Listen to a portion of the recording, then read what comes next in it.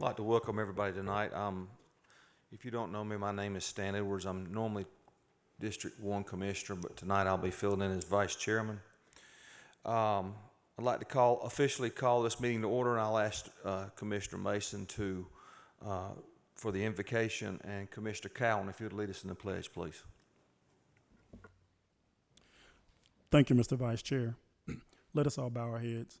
Dear Heavenly Father, we thank you for bringing us back to this place of business one more time. We thank you for all that you've done for our community and all that you're about to do.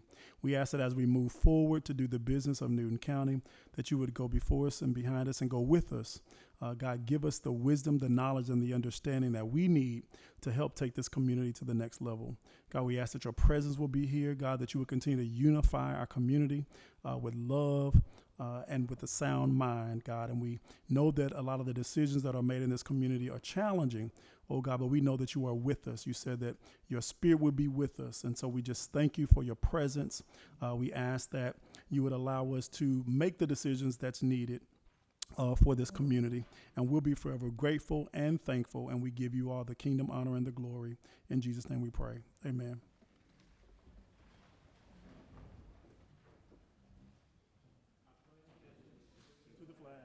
Of the United States of America, and to the republic for which it stands, one nation, under God, indivisible, with liberty and justice for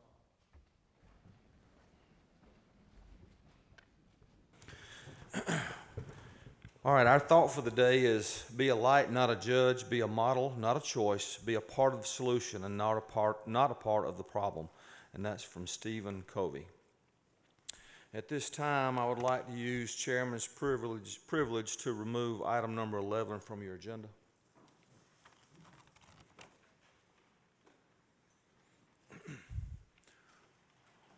With that, I'll entertain a motion to adopt tonight's agenda. So moved. I have a motion. Do I have a second? I'll second. Commissioner Cowan will second. Commissioner Mason and Commissioner Cowan. Thank you. Any discussion?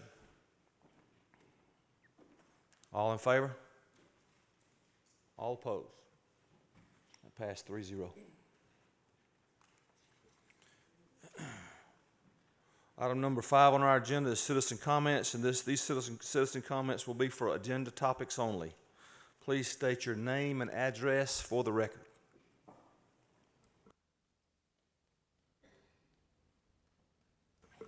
All right, agenda item number 6, reports from the county manager. Mr. Brown. First of all, let me say, Mr. Brown, thank you for filling in for Mr. Cooper tonight. Absolutely. Mr. Cooper is out of town with his daughter and could not be here tonight. Mr. James Brown is filling in for him tonight. Thank you, Mr. Brown. Absolutely. Thank you. Good evening, Commissioners. Good evening, Vice Chair. I'd like to recognize Walker Hughes from the nonprofit ARPA recipient.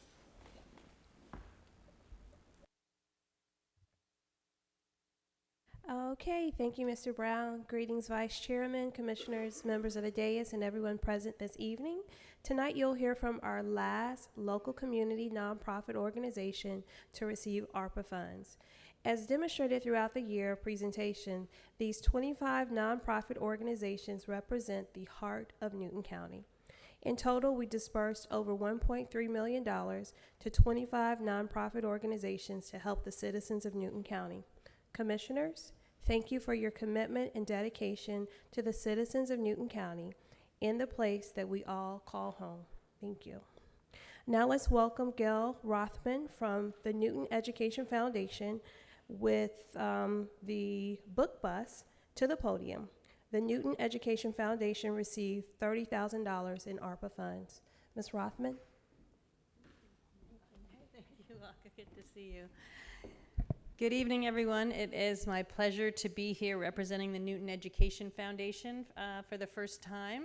I hope you all know what we do, but I'm just going to let you know that the Newton Education Foundation has been around serving this community since 2009, when a group of local business leaders and residents established the foundation as a way to support students across the county.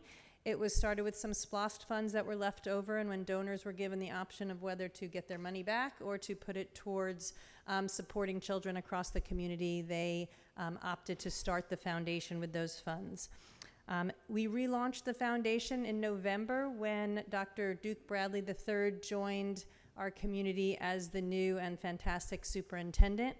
And we have been working in partnership with the district since the relaunch with great success.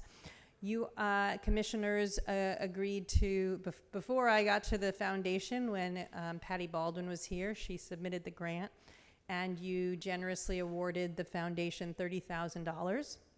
I am excited to let you know, and there are some photos that Ms. Hughes provided, that we were able to use that $30,000, all of it, to go towards supporting the book bus.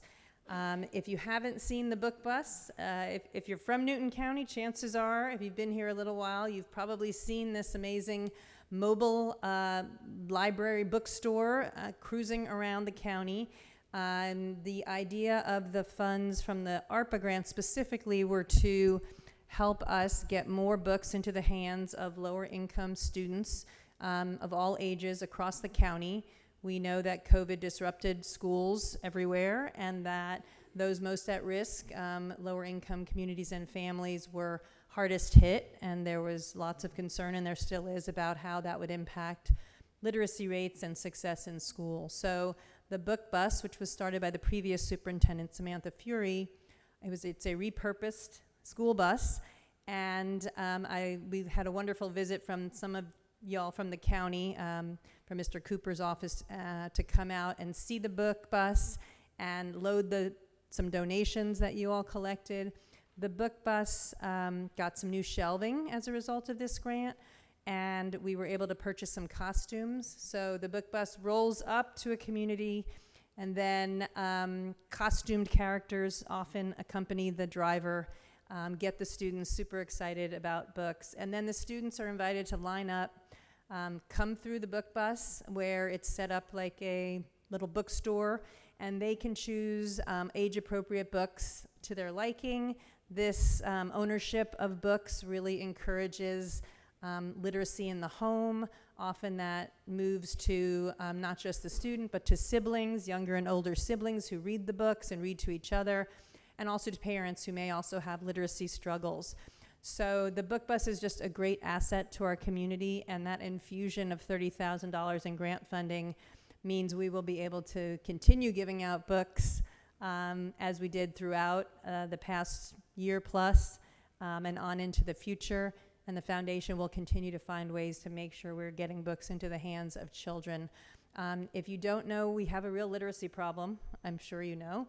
And literacy rates at some schools, using a third grade measure, they vary, but some are under 20% of students reading at grade level. And we really need to make that a top priority, which we'll be doing in conjunction with the district and with Dr. Bradley. I'd be happy to answer any questions, but really I'm just here tonight to thank you for the support. We're grateful and honored to have received funds along with so many other amazing nonprofits in the county. Can I answer any questions? Thank you. Commissioners, do we have any questions, any comments? Thank you so much for what you do for the community. Great. Thank you. Thank you. We appreciate it.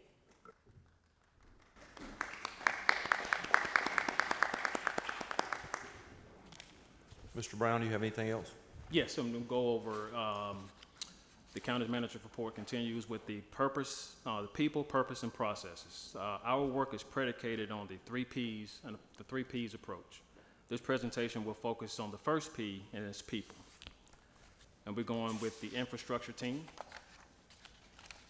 Development services, as you can see, the report out for April, May, and June. For April, they collected $131,156.31. In May, they collected $138,523.25.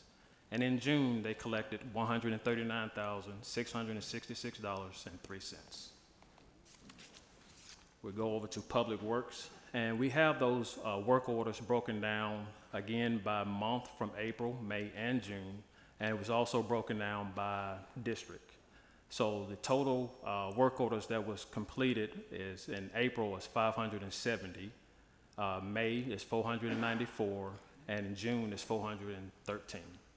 Overall, they've had 147 work orders that have been completed across the county. Thus far for second quarter in 2024, 47 full-time and part-time staff has been in that effort. They've also the cleanup crew picked up 1,463 bags of garbage and took 27.3 tons of trash to the landfill. Solid waste, as of the fiscal year begins, they've sold 4,520 hang tags have already been sold in Newton County. On June 9th, there has been a routine compliance inspections that's conducted on Lower River Road landfill, and the facility received a passing score of 100. Transportation, these are the projects that's listed for the current project for as of 7/30/2024. And you can see the various stages, even some are under construction, in design, and out for selection of consultants. And water resources was selected as the People's Choice for best tasting drinking water at the annual conference in Savannah, Georgia, where over 2,200 attendants chose Newton County Water Resources Department having the best tasting water.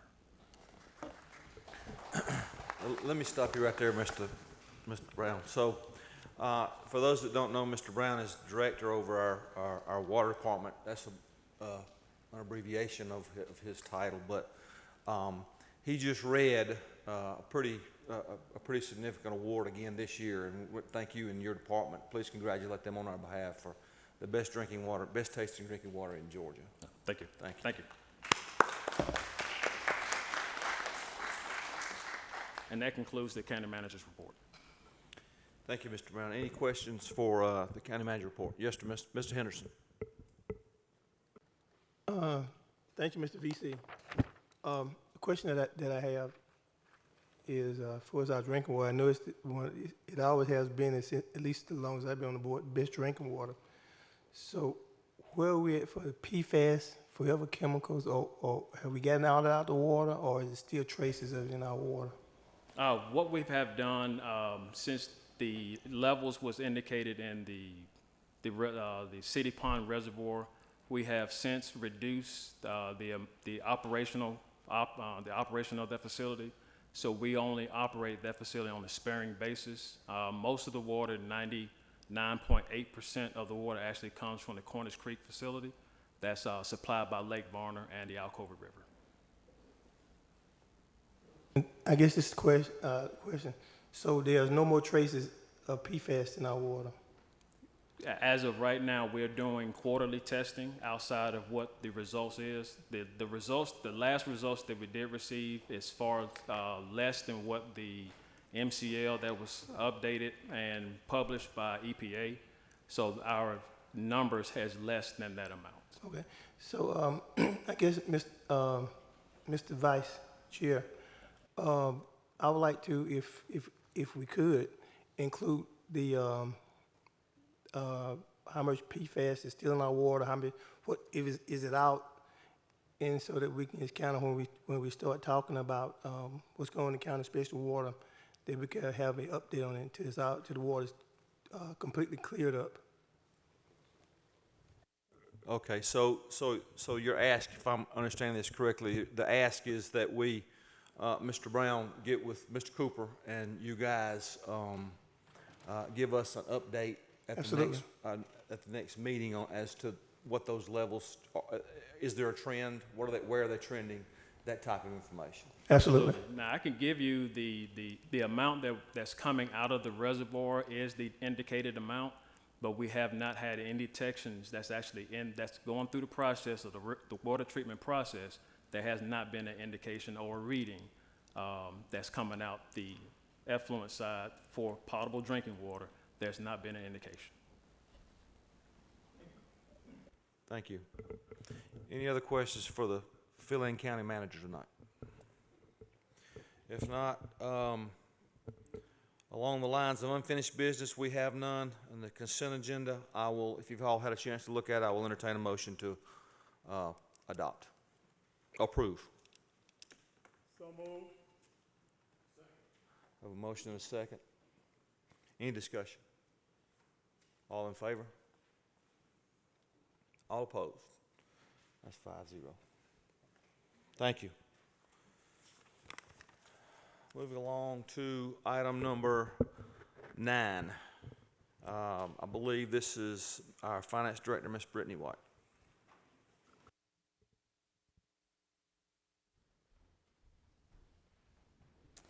Thank you. So tonight we are seeking approval to opt into the new Kroger National Opioid lawsuit. So this would be the third opioid lawsuit that we would opt into. Are there any questions? Commissioner Sanders. Just to expound, you said the third one lawsuit we're going to be in. So what is the settlement amount? We will not know. So, because right now we're just opting in, so the settlement amount will depend on how many counties and cities opt in. Okay. And for the current amount that we have now from the first settlement, was that, correct me if I'm wrong, was that 600,000 that came in? We're on target to receive close to 700,000 over the course of, I think it's 10 years, but as of this point, we're at about 300,000. Okay. And just to add, commissioners, I think I sent you an email from Dr. Roma about the CARES company that wanted to assist with the program for our current opioids. I think I don't know if I include you on that, Brittany, as well. So. But I'll forward that to you. Okay, But thank thank you you so much. Any other questions? Mr. Henderson. Thank you. Are there any monies earmarked for programs from the monies that we have already received, or they just, I guess, monies that goes into the general fund? It actually does not go into the general fund. There's a special revenue fund that's set up strictly for the opioid. Myself and the county manager actually had a discussion a couple weeks ago, so our plan is to put together a committee that's going to probably include multiple public safety arenas as well as the drug courts, veteran courts, and then we're going to come back to the board with a plan of how to spend the funds. Okay. Anything else? Thank you, Brittany. We need a vote. You got the next one too? No, but we need a vote on that one. Oh, we got to vote on that. All right. With that, I'll entertain a motion. Motion by Commissioner Henderson, second by Commissioner Sanders. Any discussion? All in favor? All opposed? 5-0. Thank you, Brittany. All right. Item number 10.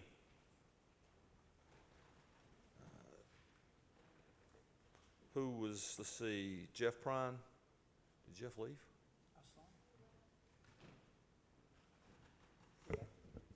I saw him.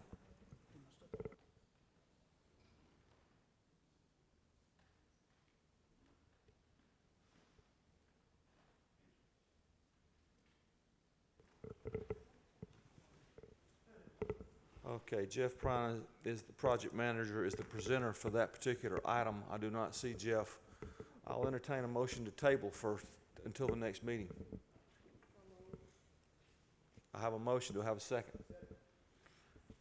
Motion and second by Commissioner Sanders and Henderson. Any discussion? All in favor? All opposed? 5-0 to table for 2 weeks.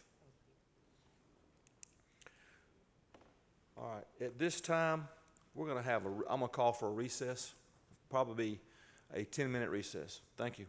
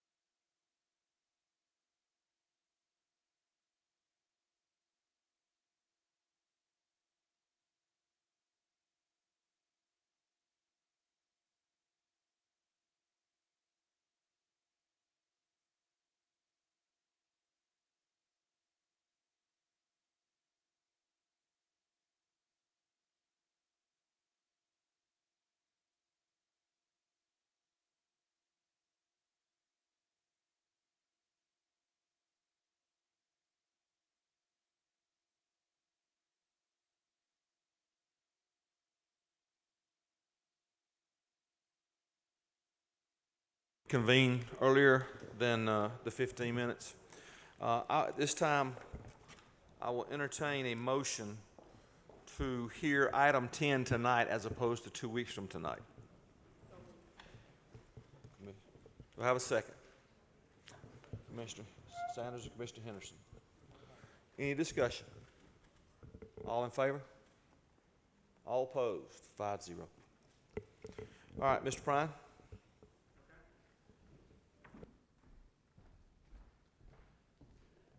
So earlier this summer, we recognized through advice from the county attorney's office that our contract, our on-call contract with Matrix Engineering had sunsetted, and we needed to put it back out for competition. So working with the procurement department, Randy, we put together a new RFP for the similar kind of services, which what they do is they provide third-party inspection services, material testing, and special inspections for our construction projects. They also do geotechnical and other types of advisory to us during the design phase. So this entity is a crucial part of the work that we do and helping us to oversee and make sure that we're getting good quality work. So through the process, we followed the procurement process to put out the RFP.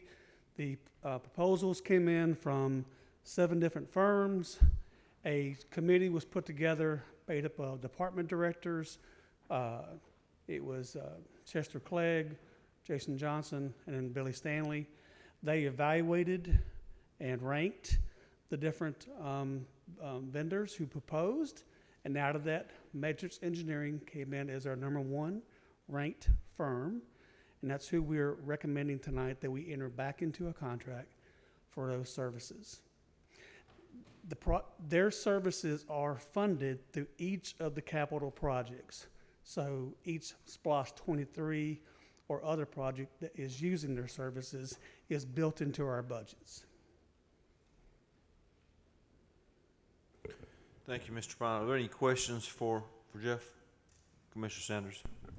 I just wanted to get some clarity. So, as you stated, they'll be used for all of the SPLOST projects, so they won't have to be an RFP for each SPLOST project. They'll just be the main company for all of them.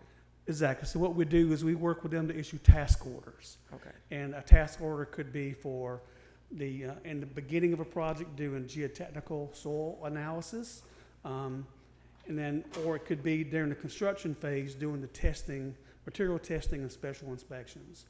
We are required by code to have a third-party inspector doing special inspections on our behalf. So we have to have an entity like this working on our projects. Okay. Thank you. Any other questions? At this time, I'll entertain a motion to approve Matrix Engineering Group as professional services agreement contract for materials testing and special inspection services for various county projects. I have a motion. I need a second. I'll second. Any discussion? All in favor? All opposed? 5-0. Thank you very much. Thank you, Jeff.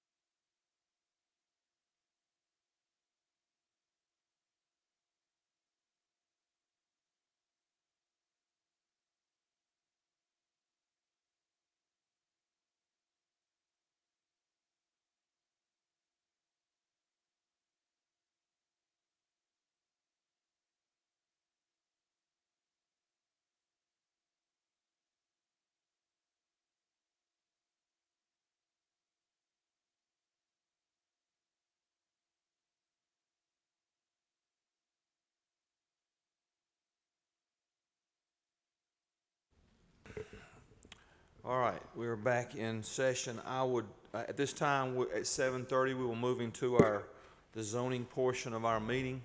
At this time, I'll call on Development Services Director, Ms. Sheena Applewhite, to bring us our first case, please. Thank you, Mr. Vice Chair. Good evening, members of the board. Ms. Applewhite, can I say something before Yes, you sir. start? We have quite a few of these tonight, folks. I would appreciate if we move efficiently. I'm gonna try to be as efficient as possible. So, if you're gonna speak in favor or against any of these, please be ready. All right. We got quite a few of these tonight. Thank you so much, Ms. Applewhite. Okay, our first case this evening, it is part of old business. It is an appeal. It's for the Grand Reserve at Covington, which is a mixed-use development. It's APP 24-000002. The name of the appeal applicant is Reed Parker from Thomas & Hutton. The original case number is PP 23-000005. And the original applicant is also Reed Parker. The property owner is Shane Douglas Burnett, and the address of the property is on Brunbridge Road. The tax ID number is 0013144, and the proposed use is a mixed-use development which will have residential and commercial uses. The existing zoning is R2, single-family residential, and this is in the Salem Overlay Tier 3. It is in the Yellow River watershed in the established suburban core character area, and they're proposing 6.98 dwelling units per acre on 15.33 acres and 107 units or lots, and these will be townhomes. And this is in Commission District 2. And again, the appeal, so they're going to appeal the Planning Commission's decision to which they denied the preliminary plat for PP 23-000005 for the Grand Reserve at Covington. And the original request was that they were presenting for approval a preliminary plat for the Grand Reserve of Covington development on Brunbridge Road on 15 acres and 107 lots, which will be townhomes and commercial development. And just a brief history, on January 23rd, 2024, the Planning Commission denied the preliminary plat for the Grand Reserve at Covington. During the public hearing session, there was no one in opposition at the Planning Commission meeting. However, the Planning Commission members expressed concern with the potential additional traffic that the subdivision could bring. On March 19th, 2024, the BOC tabled the petition at staff's request so that the applicant could work on the traffic study. And then, of course, the meetings for the BOC for 5/21/2024 and for 7/2/2024 were both canceled. So this is why we're hearing it today. As mentioned before, the character areas are the established suburban core and the live-work corridor. These are included in your packet, so I won't read through, but it does show that an appropriate land use is a mixed use, and of course the appropriate zonings are the single family. And same for the live-work corridor character area. So for the preliminary plat analysis, the Planning Commission, their role is to review for the compliance for sections 460 in Chapter 1 and sections 1415-030 in Chapter 2 of the Unified Development Ordinance. While staff did not identify substantial potential adverse effects on the surroundings, we do anticipate that there will be an increase in traffic due to the new homes that will be added to this area. However, the staff's recommendations should minimize this. So the mixed-use development was reviewed by the Transportation Department, the Fire Marshal, Planning and Zoning, and Stormwater Manager for compliance. The Water and Sewer Authority issued approval for the location of the development. And the proposed plat shows a total of 15 acres, 107 townhomes, 84 will be rear-loaded and 23 front-loaded. And then 3.22 acres would be for the commercial space, which will be right adjacent to Brunbridge Road. The minimum home sizes they're proposing are 1759 square feet and 1739 square feet. And the subdivision will have a left turn lane, decel lane, and 2 entrances. And of course, they're having amenities, which will be the pool, enhanced common areas, and the bike racks and park benches. The development is within proximity of residential and other commercial developments along the Salem and Brunbridge corridors. And the existing uses in the immediately surrounding area are compatible, and the development remains in line with a comprehensive plan. And again, it lies within those 2 character areas mentioned above. So staff is of the opinion that the proposed preliminary plat, which lies in the Salem Overlay Tier 3, meets the requirements for the Unified Development Ordinance. If the plat is approved, it is conceptual in nature until the final plat is approved. Comments from staff. So planning and zoning, review was done. And again, just the stats, 107 lots and 3.22 for commercial. It is zoned R1, R2, single family, and in the Salem Overlay Tier 3. And of course, we have the amenities as shown. And the Salem overlay is what allows for this mixed-use development, even though it's a single-family zoning, because they're in that Tier 3 Salem overlay. That was what allows them to have the townhomes in there in conjunction with the commercial use. And again, the fire marshal approved the preliminary plat after reviewing, stormwater manager as well. The water authority, they also issued an approval for the water and sewer capacity. We do have an update from the transportation department in reference to the traffic study. So they have stated that the traffic impact study submitted for the Grand Reserve at Covington, it was approved. The preliminary plat includes additional turning lanes as recommended by the study. And this is just a brief synopsis, just to give you an idea of additional trips that are anticipated. So for the AM hour, peak hour, you have additional 82 total trips, and for the PM peak hour, it's 136 additional trips. And looking at it for a 24-hour period, it would be 1,518 new trips anticipated. And again, if this plan is approved or if this appeal is approved, the plan will be conceptual only and must meet or exceed all the conditions of the Unified Development Ordinance. So we just briefly to recap the comments from the Planning Commission meeting. Again, they expressed concern for the increase in traffic and density along the Salem corridor. And they also inquired as to whether community meetings had been held with the residents. At the time, the developer informed them that this had not been done. And we have the townhomes. It's going to be 107 townhomes with a commercial component to include restaurants and a convenience store. And they anticipate breaking ground in late 2024, early 2025. And at the PC public hearing, there were no objections. Recommended conditions. The proposed preliminary plat has been reviewed by the Development Services Department and meets the zoning and subdivision requirements pertaining to design and layout. The applicant has completed a traffic study, which has been reviewed and approved by the Transportation Department. The plat has been reviewed for compliance with Chapter 1, Division 460, and Chapter 2, Section 1415-030 of the Unified Development Ordinance.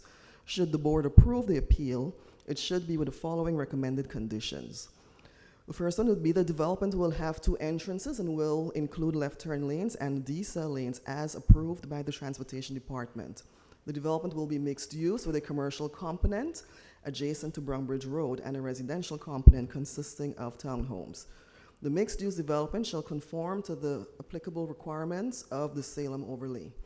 Prior to obtaining a land disturbance permit, all comments from the Newton County Fire Marshal, Development Services Department, Transportation Department shall be addressed. And also prior to obtaining a land disturbance permit, all comments from external agencies such as the Water Authority, GDOT, Georgia Soil and Water Commission shall be addressed as applicable.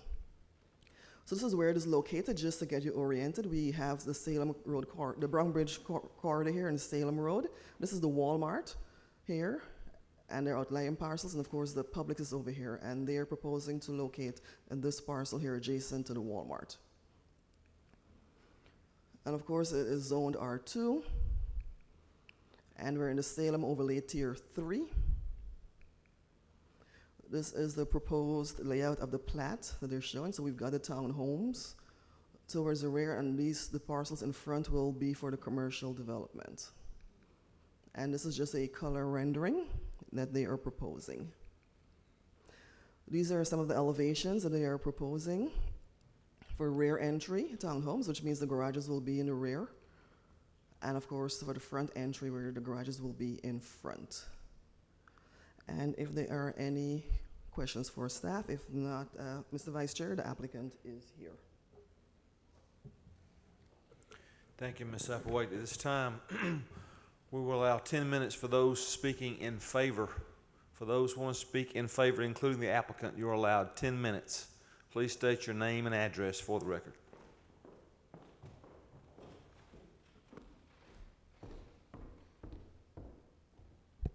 Thank you, Ms. Applewhite. My name is Crystal North. Good evening, Commissioners.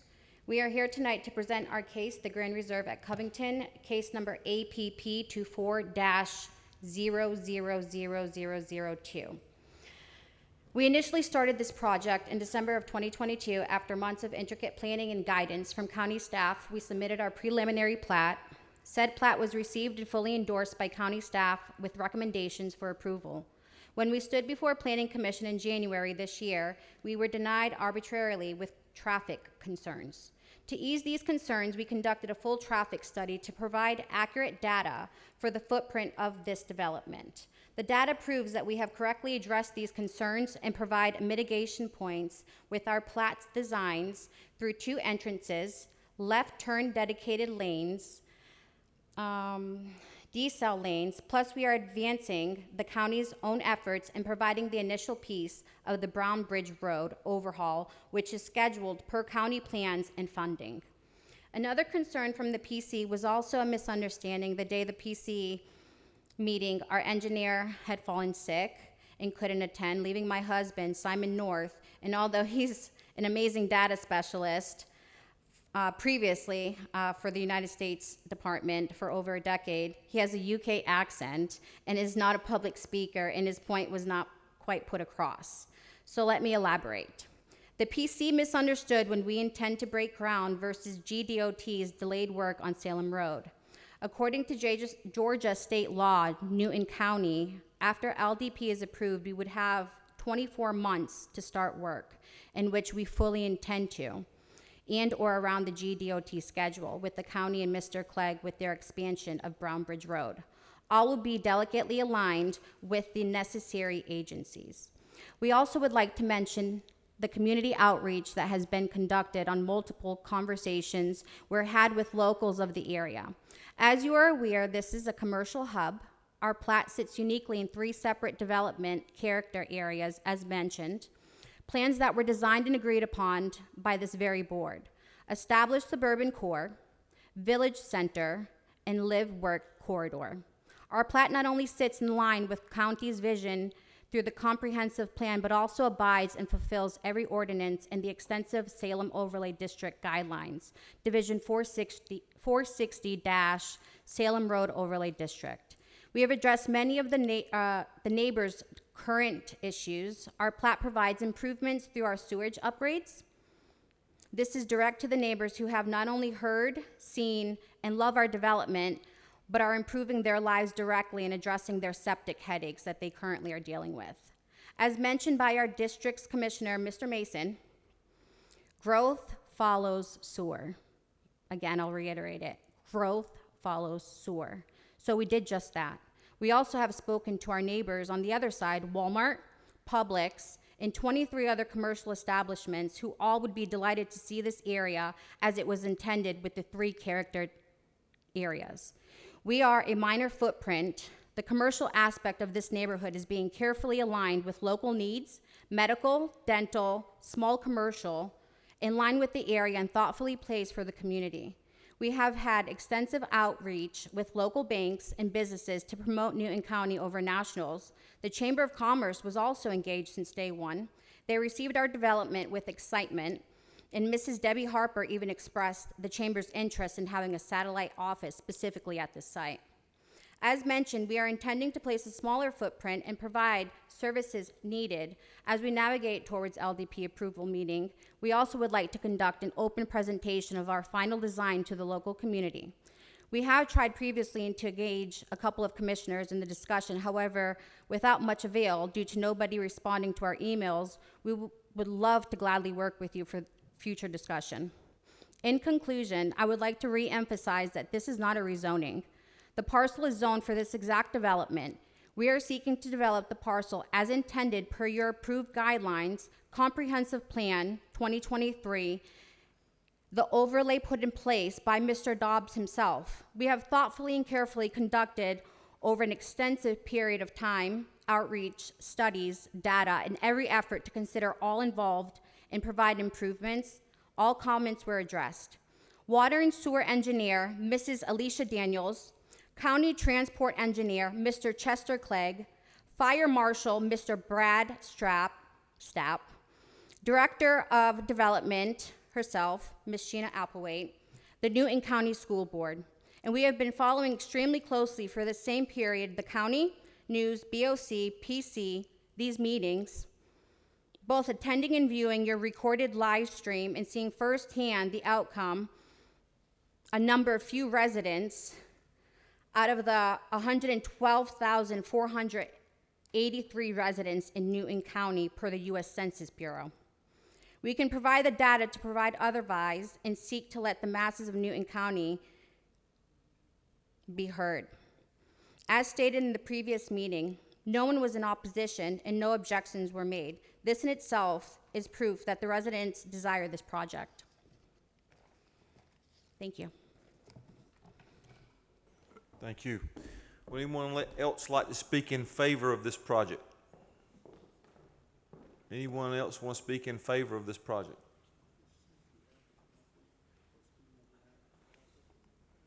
All right. For those that want to speak in opposition to this project, please state your name and address for the record. You have 10 minutes. Hi, I'm Marie Million, Neely Manor. I wanted to just say that I oppose this project for now. I'd like for there to actually be a community meeting between District 3 and District 2 because it impacts both districts. Even though she stated that she contacted the schools, we are all aware that the schools in Newton County are almost at overcapacity. So we need to take that into consideration. One thing that she didn't mention, that she didn't contact the Sheriff's Department. Yesterday on Amin and Coral, you all heard that there was somebody shot and murdered there. So we have to take into consideration crime in the area. And with more people, more crime. So I'd like to just take a step back and go ahead and have a meeting between District 2 and District 3, the people that it impacts, and then come back to this. But for now, I'd say please go ahead and oppose it. That's all I want to say. Thank you. Thank you. Anyone else want to speak in opposition? I'm sorry, ma'am. Could you? I'm sorry. We didn't get your name. Oh, I said Marie Million. Marie Million, M-I-L-I-E-N. All right. Thank you. Anyone else wishes to speak in opposition? You have 9 minutes, almost 9 seconds. Good afternoon. My name is Denise Williams. I just want to say that we've been looking to see was Commissioner Mason going to post anything about a town hall meeting, because all these projects in District 2, they affect District 1, 2, and 3. And the traffic is out of control. School is back in, and we can't even move up and down Salem Road. We can't move up and down Brown Bridge Road. And Crowell Road is a nightmare because of, they expanding and working on the road. So I just want to say that it needs to be, I heard her say that she talked to Walmart and Publix, but no one has talked to the citizens. They haven't talked to the residents. So I would like for District 1, 2, and 3 to host a town hall meeting to bring the citizens out so y'all can hear our concerns as well. Thank you. Thank you. Anyone else want to speak against this project? You have 8 minutes, 15 seconds if you wish to speak against. Please state your name and address for the record, please. Good evening. My name is Tercia Hodge. I am a Newton County resident for over 15 years. I oppose this project because I'm in District 3, and whatever happens in District 2, going to spill over in District 3. I frequent that area to go to CVS, Walmart, and there's always traffic off of Jack Neely Road. So Salem, Brown Bridge, please don't approve this project. Thank you. Thank you. Anyone else want to speak in opposition to this project? State your name and address, please. Maya Allen, Fairview Estates, District 3. I am too opposed to this project, but I also have a question of clarity. For clarity, she mentioned that Mr. Dobbs put the Salem overlay in place, and I just wanted clarification on who that was specifically. This time is to speak in opposition to the project. We could have some discussion after the meeting, I suppose, but These comments are for speaking opposition. I am in opposition. Thank you.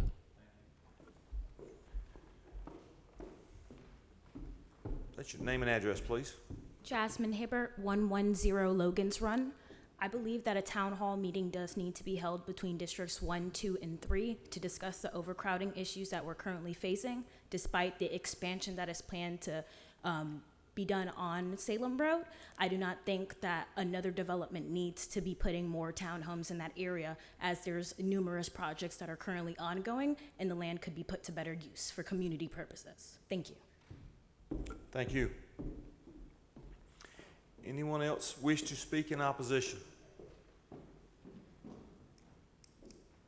Please state your name and address. There's the candy dish. You didn't have one over there. Dave Norton, 4357 Highway 142, Newborn. I'm in District 1. I'm completely on the other side of the county. I can see all the way from over there. Newton County is full. We've heard that before.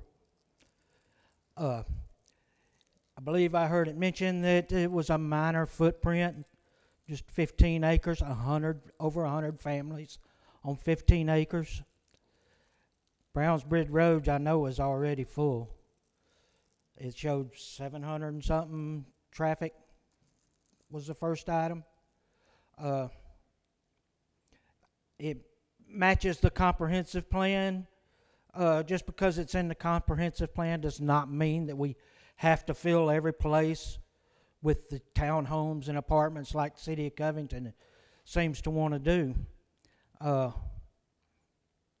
So deny this project. Newton County is full. Our schools are full. Our sheriff department is overloaded. There's just so many reasons that this needs to be denied. Thank you. Thank you. Anyone else speaking in opposition? That portion of our meeting is closed. Does those who want to speak in favor wish to rebut? You have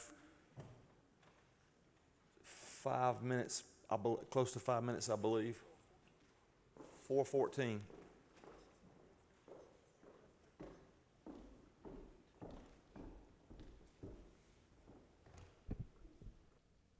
Okay. I hear a lot of concerns about traffic. We did a traffic study. The traffic study, I'm sure you guys all have the results. If not, we can provide it to you. There is going to be no impact it's actually going to benefit because we're going to put the additional lanes. It's going to help the traffic flow that's currently the issue there now. On top of that, the school, we reached out and we have the data here to prove that again, opinions are just that, opinions. The data doesn't lie. The data shows that there is ample amount of space in the 3 immediate schools, and I can name them for the record. We've got Newton County Middle, South Salem Elementary, and Liberty Middle. Newton County currently, they have a total student per classroom at 16. The state mandates that there's funding up to 21 students. For South Salem Elementary School, they have a student-teacher ratio 14.66. They're receiving funding for up to 23 students. Liberty Middle School, student-teacher ratio 18.12. They're receiving funding, and they have teachers in place for up to 23 students. Again, this is data. This is not an opinion, and we have the records to indicate that. As far as crime, there's crime everywhere. There's crime everywhere. You're worried about 107 townhomes. Please tell me how you feel 107 townhomes with 112,000 residents over that is going to impact. As far as community is concerned, this was put in place by the people and the board. This wasn't us. Again, it's not a rezoning. We aren't sitting here saying that we want to rezone a parcel. It's in place. The people and the board put this in place. It wasn't us. Thank you. Thank you. Anyone else want to speak in opposition?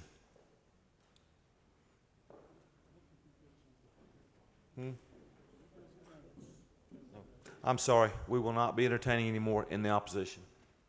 Is that correct? Ms. Applewhite?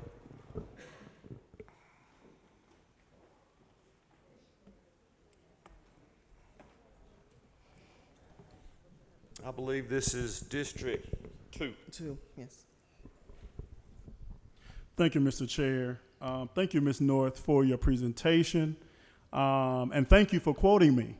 I think one thing that you left out of the quote was infrastructure. And so even though there may be sewer, there's not the proper infrastructure in place for this type of project. And so what I would like to do, because we do want to hear from the residents of District 2.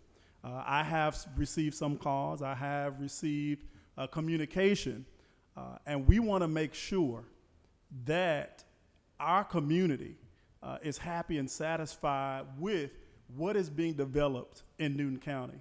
I think for a long time, there's a possibility that maybe previous boards just allowed certain things to happen, but we can no longer continue to do that or go down that path. And so what I'm requesting is that this board will table this for 60 days to allow a community meeting so that you all can hear, I can hear collectively what the residents of District 2 are actually saying, and we can figure out how we proceed and move forward. So with that being said, Mr. Vice Chair, I'd like to make a motion to table appeal APP 24-000002 for 60 days to also allow for a community meeting. Thank you. We have a motion to table for 60 days. Do I have a second? We have a second. We have a motion and a second on the floor. Do we have any discussion? Mr. Commissioner Sanders. Yes. Shayna, based on the traffic study, how many additional trips will come out of that subdivision? Just go back to that slide. So this is the summary. So it's going to be a total in a 24-hour period of 1,518. So 1,500 additional trips to Brown Bridge Road will come out of that subdivision. There was a mention of commercial business. Has there been a plan of what type of commercial business was proposed to go in that area? The developer has proposed that they would have restaurants and neighborhood retail. Did they mention what type of restaurants? No, they did not. I'm sorry. She's saying medical, I don't know. Okay. Okay. So there was a mention also, and I don't know if you know this. She mentioned high schools. She mentioned schools: Newton, South Salem, Liberty, Middle. She said, was that Newton High? I think it said Newton County Middle is she what said I have Newton written Middle. here. Yeah. Because I don't know where the numbers that were received in regards to that. I received those numbers as straight from Newton, and Newton High is at capacity. They just had a graduation class of 600. They just had a graduation class of 600, which subtracted from that. And currently, they have new students that just came in. They were recently over capacity. I got the new numbers. And so with that being said, the mention of crime being everywhere. I understand crime is everywhere and we can't combat all of crime. But with us being commissioners in certain areas, that's a statement we definitely don't want to hear, because we want to try to combat those crimes and try to take a hold of it and see what we can do to change it. So if we know that additional housing and additional people until we get the crime intact is going to hinder it, then that is a huge issue. So I also ask developers I ask them this all the time. That's why I love having town halls with the community so they can hear from the community. I always ask them this question: would you like this type of development around your house? do you live around this many houses? Do you have this type of things around your home? And a lot of them tell me no. And so I always ask that question. So, and the other question that boggled my mind was when the statement was, our Chamber of Commerce suggested they would have a satellite location at the site. That right there sparked the interest for me. And that's all I have to say. Thank you. Any other comments? Commissioner Cowan. Thank you, Mr. Vice Chairman. Shana, is the intent of the applicant to have these townhomes as rental property, or they're going to be sold? Do we know? I do not have that information, but I don't know if the Vice Chair would allow the applicant to answer that. If they're going to be rentals or owner-occupied. We have a motion and a second to table. That's as far as we're going to go with comments from the applicants or those in opposition. Sure, Commissioner Sanders. I just want to put on record that Newton County currently does not have an ordinance. An applicant can come before us and say they are going to have purchased homes, but they can change their mind and turn them to rentals. We don't have an ordinance in place to stop it. Any other comments? All right, we have a motion and a second on the floor to table for a period of 60 days. All in favor? All opposed? It passes 5-0 to table 60 days. Thank you. Our next item number 2 on the rezoning list, Ms. Applewhite. Thank you, Mr. Vice Chair. Our next petition for this evening is a rezoning. It is REZ 24-000005. The existing land use map, or the flume, is commercial. The existing zoning, it is a dual zoned property, office institutional and general commercial. And the proposed zoning for the portion that is office institutional, they're proposing to take that to general commercial, so the entire parcel will have the same zoning.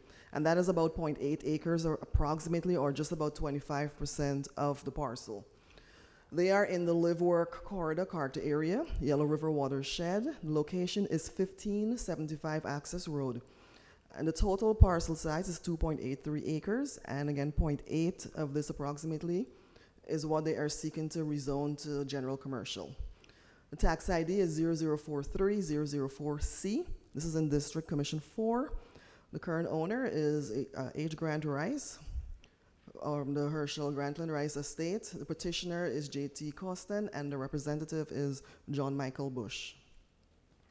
An applicant's intent is to rezone 0.8 acres approximately to general commercial, so as to make the zoning consistent and to have one continuous use of the property. And just a little bit of history, on June 25th, 2024, the Planning Commission recommended approval of the rezoning of approximately 0.8 acres to general commercial. On July 2nd, the BOC meeting was canceled, so it was not heard there, and so it's going to be heard tonight. In the conclusion to the findings, provided staff's recommended conditions are incorporated into the development of the site, the proposed rezoning to general commercial for the remainder of the parcel is consistent with the policies and intent of the comprehensive plan and with approved zonings in the area. It will create a continuous zoning for the entire parcel and hence increase the usability of the land. The parcel is developed with a utility trailer business currently licensed there. Given the designation of the flume as commercial, staff is of the opinion that the rezoning may be appropriate since it will be consistent with adjacent properties and uses. So should the petition be approved by the Board of Commissioners, it should be approved for general commercial, conditional, subject to the owner's agreement, to the following enumerated conditions. Where these conditions conflict with the stipulations and offerings contained in the letter of intent, these conditions shall supersede unless specifically stipulated by the Board of Commissioners. And the recommended conditions we have are 1, to the owner's agreement to the following. A, prior to any new uses, all permits shall be obtained as applicable. And B, they must obtain and maintain a business license as applicable. This is the location of the parcel along the access road, which runs parallel to I-20. And you can see the zoning, so it's mostly general commercial and the surrounding parcels, and this portion at the bottom here is office institutional. And that's the part they're seeking to rezone. And this is just a close-up of what it looks like. The flume is commercial, same as the surrounding. This purple here is industrial. And of course, it's in the Yellow River watershed, Commissioner District 4. And this shows the character area. It's in the live work corridor. This is a survey that was submitted of the parcel. You have an aerial of what it looks like. And if there are no more questions for staff, the applicant will do the rest of the presentation. All right, any questions for staff before we go into the hearing? All right, this time we'll enter into the hearing. Those who want to speak in favor will have 10 minutes, including the applicant. You have 10 minutes. Please state your name and address for the record.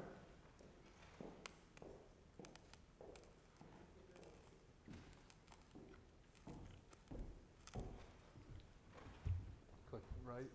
Okay. Hi, good evening. John Michael Bush, 2100 Powers Ferry Road, Atlanta, Georgia. I'm here on behalf of the applicant and the prospective purchaser of this property, which is Hickory Real Estate Partners.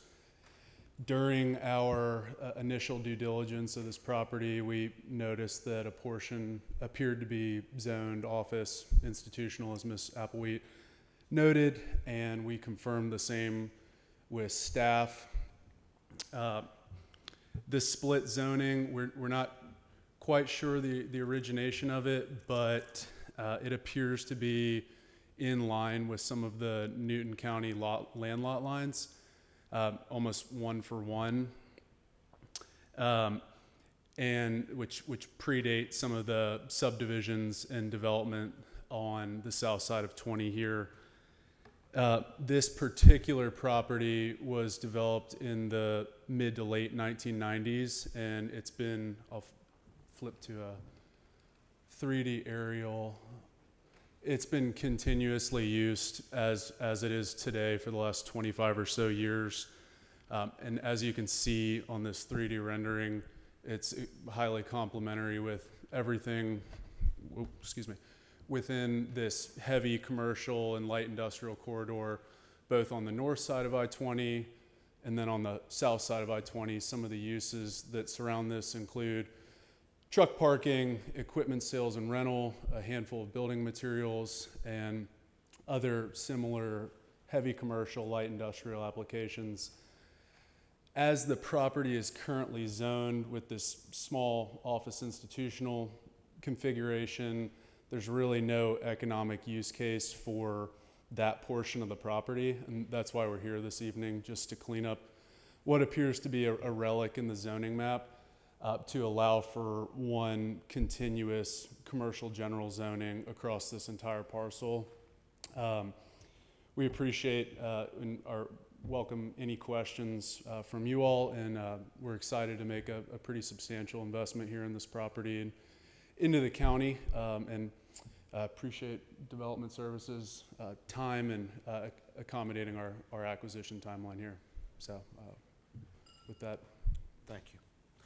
Anyone else wish to speak in favor of this item number 2? Anyone else wishing to speak in favor? Is there anyone who wants to speak in opposition? You have 10 minutes to do so. Anyone wishing to speak in opposition to this rezoning request? Ms. Applewhite. And I believe this is District 4, Commissioner Henderson.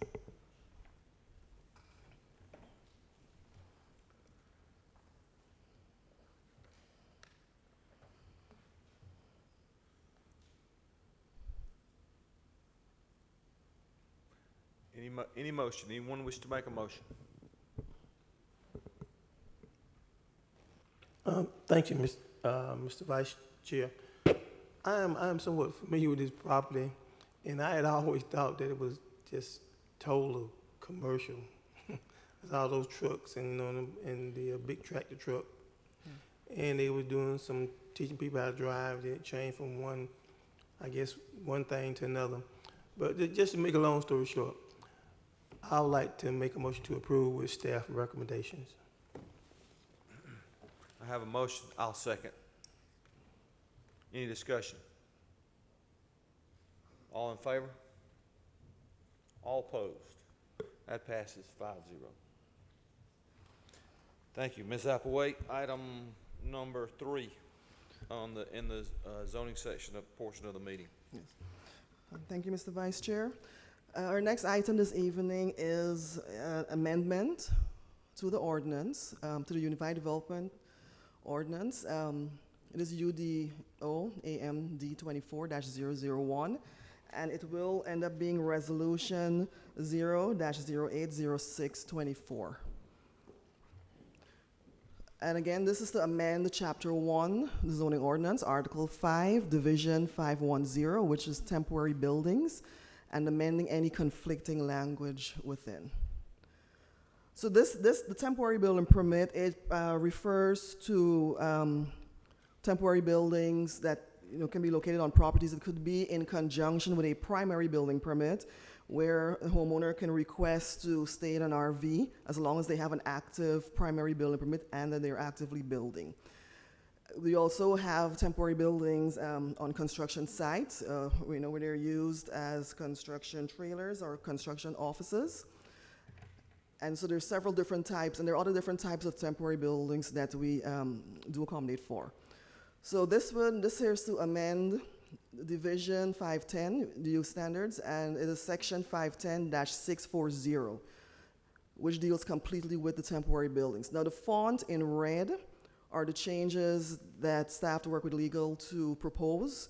When we took it to the Planning Commission, they had further recommendations, and this would be the fonts in blue. And then the fonts in black are the original item, the original text that was there. So what we're proposing is that the temporary buildings as defined in Section 105-020 may be approved administratively by the zoning administrator, except where otherwise specifically permitted. Temporary buildings shall not be allowed in any district except when used in conjunction with construction work or pending completion of a permanent building for a period not to exceed. Staff's recommendation was 9 months. The Planning Commission asked about 6 months. The reason staff has recommended 9 months because it takes an individual homeowner on average 9 to 12 months to complete their home. I know the developers take a shorter period of time, but when it's an individual homeowner, it takes a little longer. So a measurable goal would be the 9 months. Right, so the time period may be extended by an administrative use permit granted by the Planning Commission. So what this means is that if they get to that 9-month period and they still have not completed a home, in order to keep the RV there to stay in while they build, they would have to go before the Planning Commission to request permission to extend that permit. Currently, it's done administratively in-house, but we're proposing to take that to the Planning Commission so that citizens have an opportunity to weigh in. So prior to the issuance of any such administrative use permit, the applicant must establish, one, and these are for the conditions that the Planning Commission had recommended, that sufficient construction of the permanent building has occurred during the initial 9 or 6 month period, depending on what we decide tonight, 6-month term to justify such extensions, and 2, that the construction of the permanent building will continue uninterrupted until completion. 3, that the extension will not otherwise harm the health, safety, or welfare of surrounding property owners. And 4, that the extension requested is for the least amount of time as is reasonably necessary for the completion of the permanent construction. So again, everything in red and blue would be changes that we are proposing for this section of the ordinance. So A, temporary buildings used at development construction sites shall require a building permit only. A moving permit is not applicable. B, no temporary building authorized hereunder may be used for residential purposes on any lot or parcel smaller than 2 acres or on any lot or parcel located within a residential subdivision.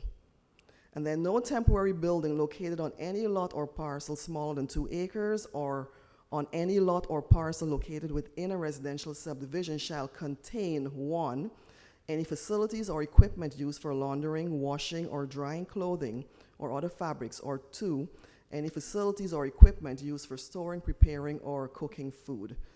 So we are looking at not having them in the residential subdivisions. And then for those parcels that are not located in the subdivision, so if you have what we call miscellaneous parcels, or for homeowners, who have their own land outside of a subdivision, if you have to be 2 acres or more to qualify to have a temporary RV while you build your home. An alternative that the Planning Commission was looking at for this same section, they're saying that no temporary building may be used for residential purposes in and, to name a specific zoning district. And then no temporary building located within said zoning district shall contain, 1, the same as above, facilities or equipment used for laundering, washing, or drying clothing, or 2, any facilities or equipment used for storing, preparing, or cooking food.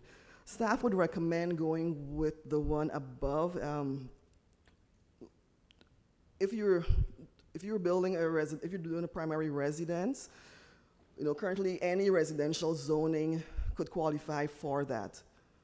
So targeting one zoning over another could present some challenges. So I think it's better to restrict the acreage down to 2 acres.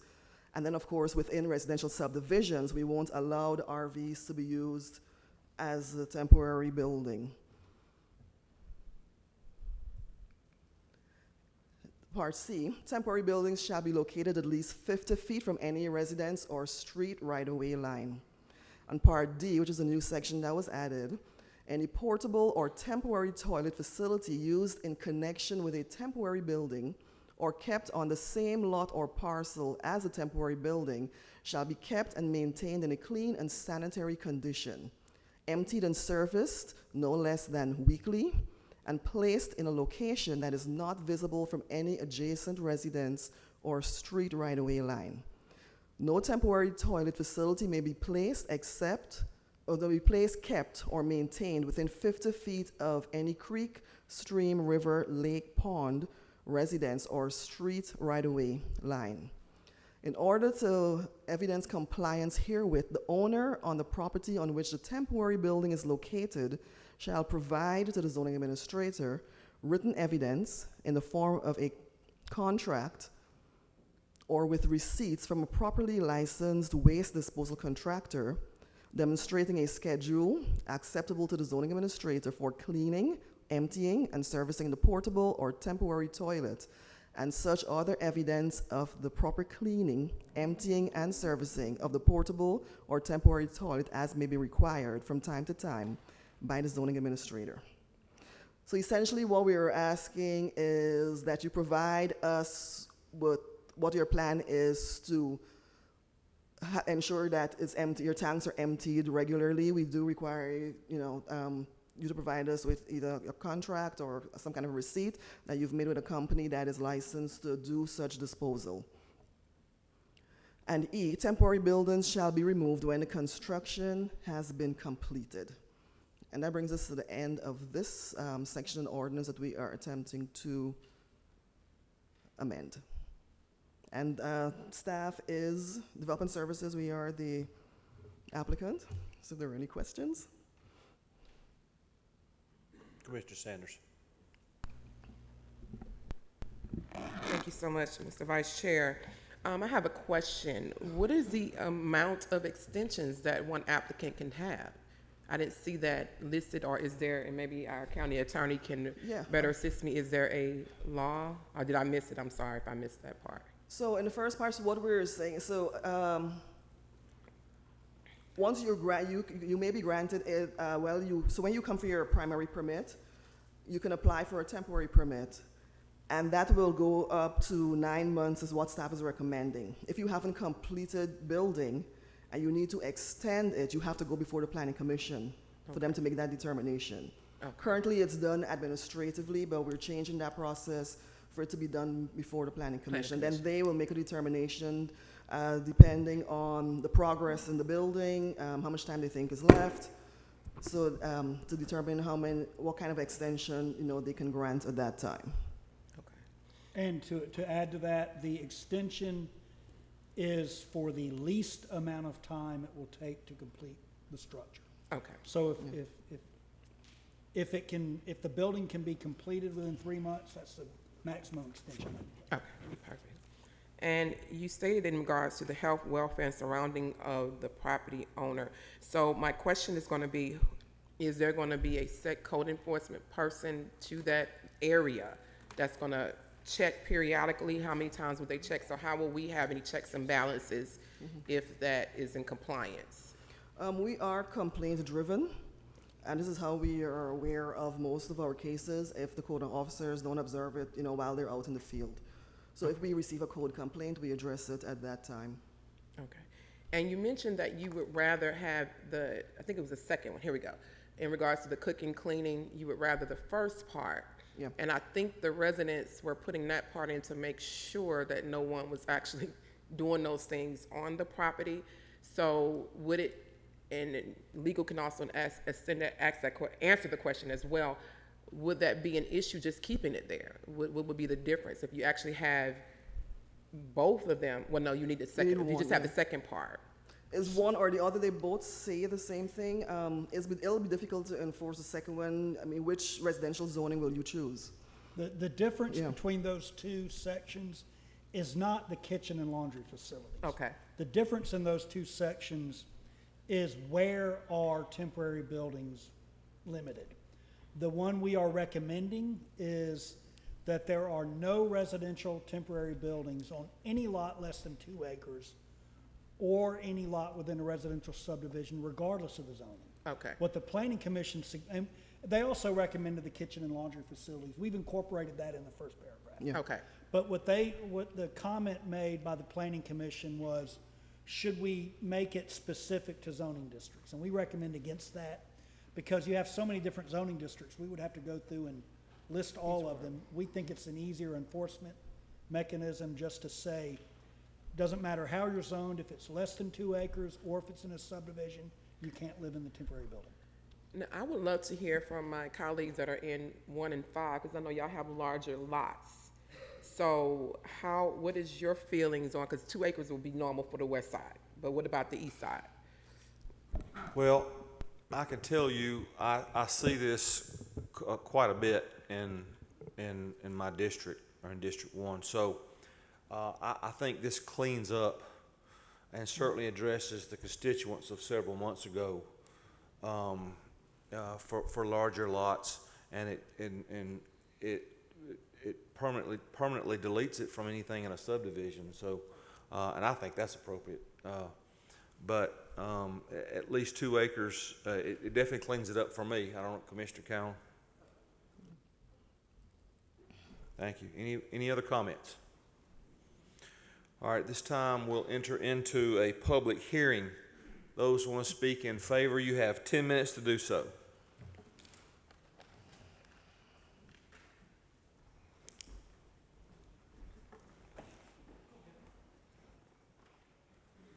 Those who want to speak in favor, you have 10 minutes to do so. State your name and address for the record, please. My name is Lisa Alexander. I live in Oxford, the same community as 96 Westlake Drive, which is the property that this amended ordinance addresses. We are now entering year 3 of having to drive by this property on a daily basis and looking at a camper and a porta potty that is right on the road. It is not 50 feet away from a road. And year 3, and we are tired of this. So my first imploring remark to you is that you approve the 6 months rather than the 9 months. Because if you can't complete a construction on your house in 3 years, there's a problem. You shouldn't have ever started it. So this has been a blight on our community for 3 years now. Currently, the property owner at this address is in an appeal process. He is asking for an extension to extend his permits to live basically a campsite in our community. So again, we're asking that you approve this amendment.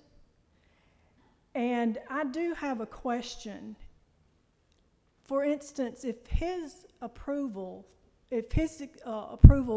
his appeal gets approved for an extension, is this property owner going to be grandfathered in under the rules of the old ordinance? Or if you people approve the new ordinance tonight, will he have to abide by the rules of this new ordinance if his extension were to be approved? Ma'am, we cannot answer those questions. This is a public hearing for you to speak in favor of this ordinance. That's something we can take up after the meeting if you'd like. I am in favor of this ordinance, and I ask that you approve it for the 6-month time period. Thank you. Thank you, ma'am. Anyone else want to speak in favor of this ordinance?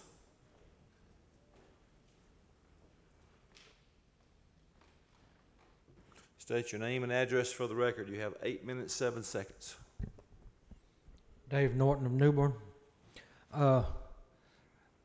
It says within a residential subdivision, so if it's a lot that is 2 acres or less, but it's not in a subdivision, can someone put an RV in while they build their home? I know you can't answer the questions. Just want y'all to look at the wording here and make sure that it's correct. That was my only question. Appears that I will be in favor of this. Just want to make sure the wording is correct. Thank you. Thank you. Anyone else want to speak in favor?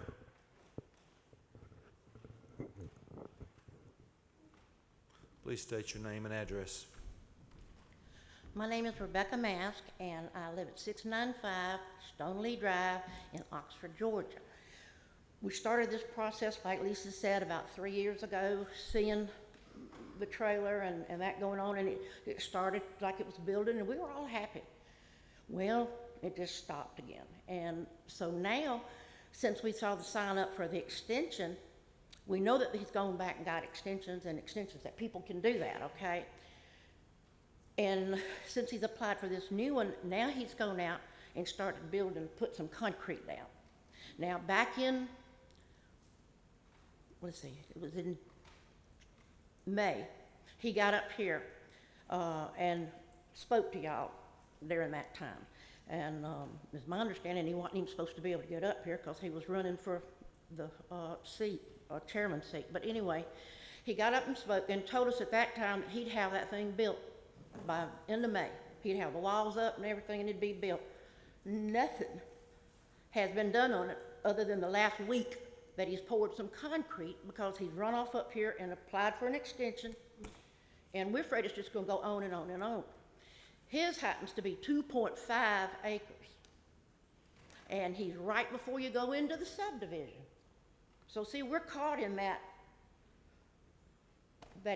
he's going to go over the amount of acreage he's got there, and then he's going to fall in that little spot in there. I don't want that to be a loophole. This county has grown. I'm from here. I'm 71 years old. Lived here all my life. And I have never seen the bursting of a county like this one has gone. I've never seen so many apartments, townhouses. The growth. We don't have the road structure. I know we're working on it, but y'all are working on all of this. But right now, we're with all this going on. And this is going to happen more and more and more. Ma'am, are you speaking in favor of this ordinance? I am in favor, absolutely, of this ordinance. I'm just saying that there may be some trimming down somewhere or something put in there so that we don't keep these things going on. Oh yeah, I'm absolutely in favor of it because these are going to pop up everywhere. And I met probably every one of you can think of, yeah, I've ridden by that place several times. And they don't do anything on it. They're building it, but it never goes anywhere. And it goes on for a year or two. And you look at this for a year or two. I am, again, tired of looking at a porta potty as I ride by every day, just thinking who's going in and going out and what they've been doing.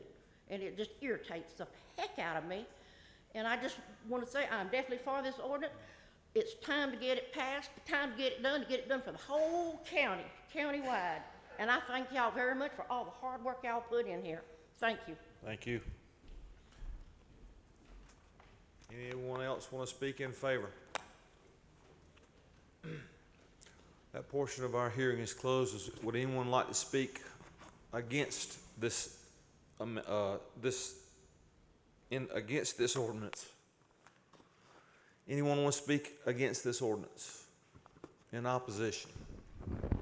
That portion of our meeting is closed. Ms. Applewhite?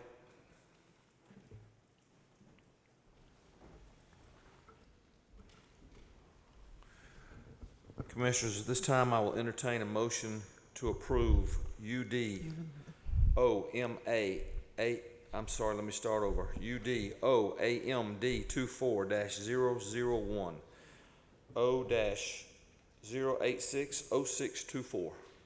Mr. Vice Chair, if a motion is made, we need to answer two questions. First of all, we need to decide whether the permits will be for 6 months or for 9 months or whatever other time this board decides upon. And secondly, whether or not you will accept the language, the 2-acre language or the zoning district specific language. And again, we recommend the 2-acre language. So we need to make sure the motion includes those two. So the motion needs to include the verbiage just used by the county attorney. Good luck with that. I'll clear it. Mr. Vice Chair, can Yes. I ask a question? There was a question asked about 2 acres outside of residential. So how would that also be a effect? And we know we don't want it in residential, but 2 acres outside of residential. So the ordinance is drafted to prohibit the temporary building used for residential purposes either in a subdivision lot or on any lot smaller than 2 acres, regardless of whether it's in a subdivision. On any lot, okay. Yeah. Now, if you don't think 2 acres is sufficient, you can make a motion for whatever acreage you wish, but it would prohibit it within or without a subdivision. Oh, gosh, okay. All right, so I make a motion to approve the ordinance number, let me make sure I get this number in here. Sorry about that. UDOAMD 24-001 for 6 months renewal. And then also for in residential area for the 2 acres in any residential area. I have a motion. Do I have a second? Second. I have a motion and a second. Any more discussion? Mr. Commissioner Henderson. Thank you, Mr. Vice Chair. And this is to Patrick. Would this address I won't say a problem, but the discussion that we've had for about over a year and a half, 2 years, as per our residents of Newton County who have come up here and asked that we do something. So, would this address it? That's the question I'm asking. A couple of things. First of all, we do not adopt ordinances for a specific person. You adopt ordinances as an exercise of your police power. I would urge you not to make this ordinance contingent on whether or not it will apply specifically to any one individual. That's not, Constitution doesn't let us adopt a law to a specific person. I'm going to have to defer to Sheena to tell us whether this ordinance would prohibit a new application. I don't know the details of that specific property, but if that property is on a lot smaller than 2 acres or in a residential subdivision, this ordinance would prohibit it going forward.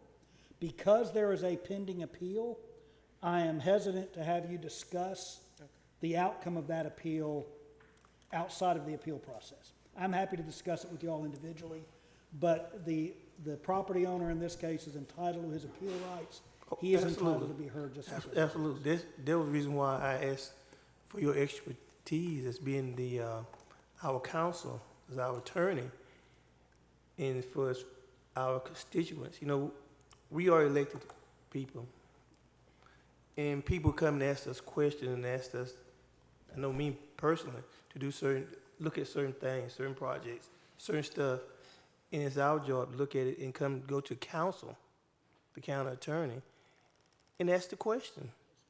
That's all. Yeah, yes, sir. And what I'm suggesting is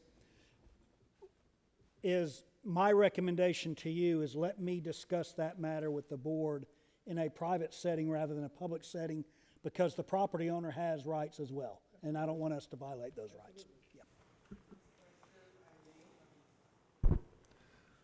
This amendment is particularly for temporary buildings. It doesn't affect the primary building permit, which I believe is what Commissioner Henderson was asking about. So if you wanted to apply for a permit to build your home, this ordinance is not addressing that. This is addressing if you wanted to have an RV on the home while you're building. So this is just for the temporary building permit portion. Any more questions? All in favor? All opposed? That passes 5-0.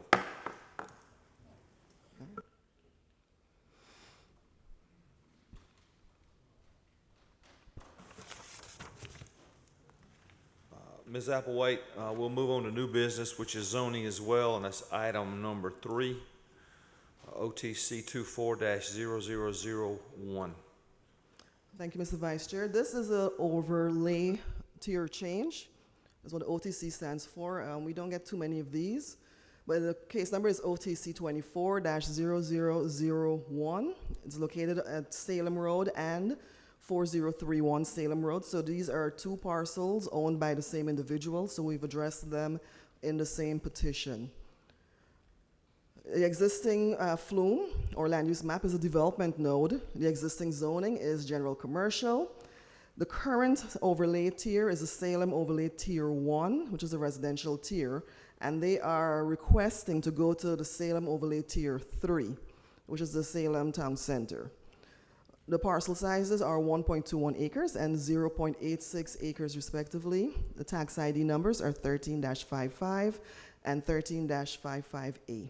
It is located in the South River watershed and in Commission District 2.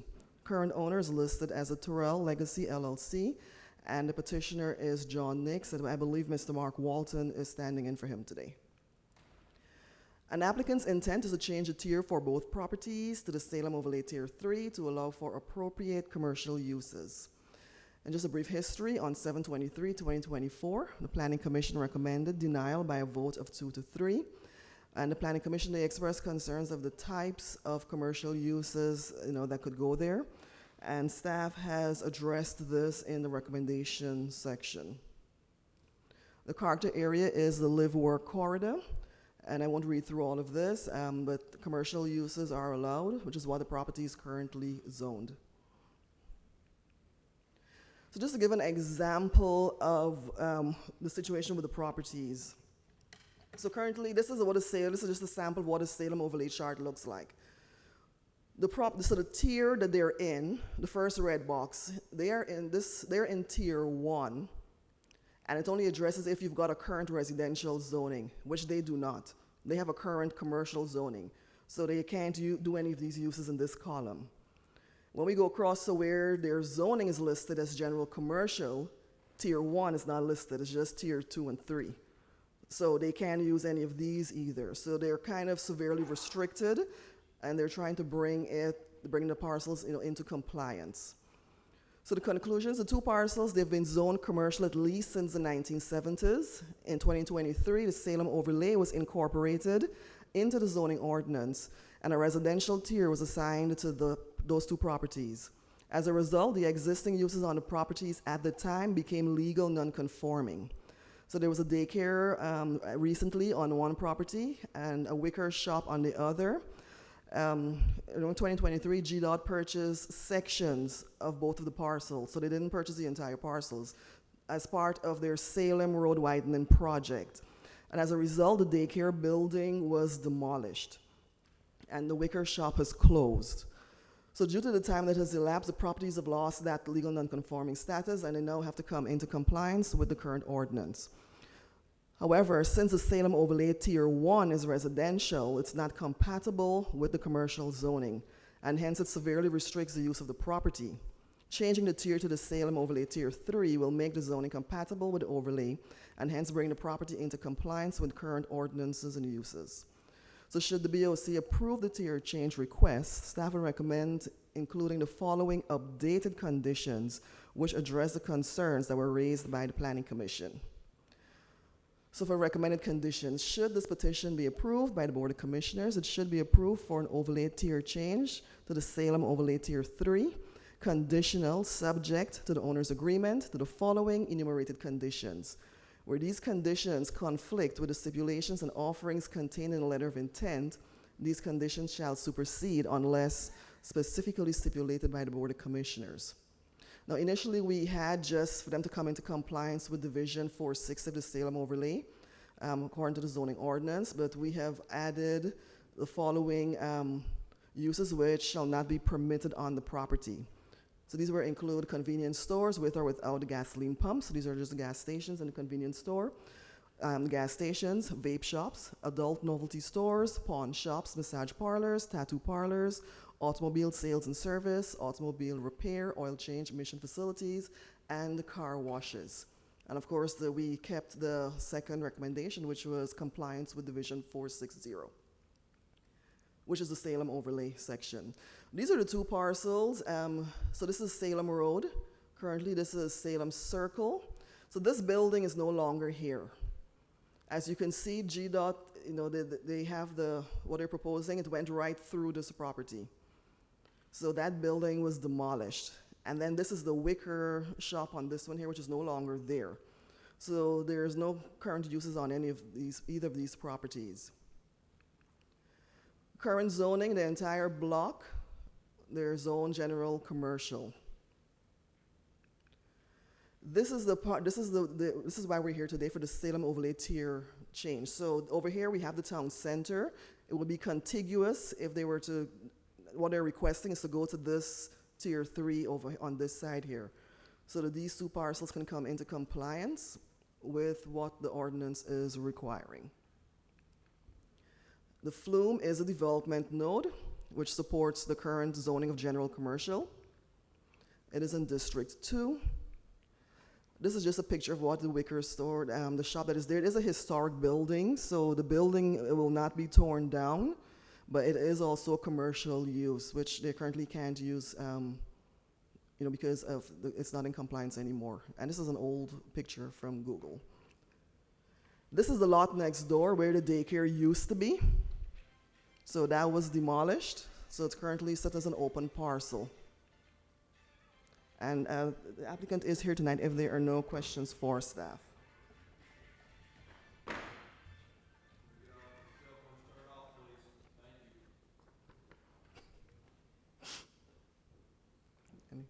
If no questions, then it is a public hearing. No? Okay. Any questions for Ms. Applewhite? I think I have one. So we're looking at a scenario here where the zoning and the overlay conflict. Yes. Right? And we're just trying to get it consistent, all the parcels to one, into the overlay zoning, or the overlay conditions, correct? Yes, sir. The tier is a residential tier, but they're zoned commercial, so they don't go, so they can't do any uses there. If they were to come in to apply, for a business license, we couldn't grant it because of that residential tier below. Okay, so for the sake of time, I know we can't combine all three, but all three of these are in the same vein. We're trying to bring consistency to these three parcels, so just so the public is aware, that's what we're trying to accomplish here, correct? Yes, it would be these, 1, 2, 3, 4 parcels. Yes, this current petition we're doing includes 2 parcels because of the same owner, so we put them under the one petition. Okay. Yeah, so where the 2 stars are, those were 2 separate parcels, and GDOT they have intentions of putting the road right through in the middle there, so it took out a piece of each of the parcels. Okay, any questions? Commissioner Sanders? So, can you tell me why the Planning Commission denied it? What was their reasoning again? They had concerns of commercial uses that will go there, but the parcels, they've been commercial since the 70s. So to address some of their concerns, we recommended a few commercial uses that should be prohibited, which would be the list that I read off. Did the applicant mention what they plan on putting there? Not at this time. Okay. But they are here today. Okay. Yes. Any other questions? before we go to our zoning. This time, we will open our zoning for item number 3, OTC 24-0001, overlay tier change. I'll open it up now for those who want to speak in favor. You have 10 minutes, including the applicant. You have 10 minutes. State your name and address for the record, please. Okay. Mark Walton with Patrick and Associates, 928 Blacklawn Road, Conyers. I'm here pinch hitting for Mr. Nix, who could not be here this evening. This particular request that we're making is basically, this was sort of brought on by the DOT. The property had the southernmost property had a daycare on it that was operating. DOT has found it necessary to reroute Salem Road, and that resulted in the demolition of the daycare. The Wicker building that's to the north of that, owned by the same property, it is now vacant, and it has been vacant for such a period that they cannot reapply for a business license. Hopefully, the side button. Okay. Up on the screen there, these are the two parcels that we're talking about. The daycare building used to sit right there, and then the little Wicker building is right there, which is in a historic, the DOT has marked that as a historic building. So the back parcel, which is 1.2 acres, and the front parcel, which is 0.86 acres. The back parcel, hopefully I have that next. The orientation's a little bit different. This is going due north up Salem Road. This is where relocated Salem Road is going. This is the back parcel, which is the 1.21 acres total. Because of the requirements of the overlay, we would have approximately 1 acre that's in a buffer. In the future, we could come back and request a reduction, but that would have to go to a public hearing. So currently, there will be about 2/10 of an acre that's developable. Then up to the north is the Wicker shop. Trying to think, this has been general commercial, used that way for 50 years. In 2013, when the overlay, Salem Road overlay came into effect, it sort of messed everything up with the residential tiering. So we're asking to be brought into the tier 3. And I'm here to answer any questions or reserve time for future rebuttal. Thank you. Anyone else want to speak in favor? You have 7 minutes, excuse me, 7 minutes, 27 seconds if you'd like to speak in favor. That portion of our hearing is closed. We'll now hear, now those in opposition have 10 minutes to speak. 10 minutes to speak in opposition. State your name and address for the record, please.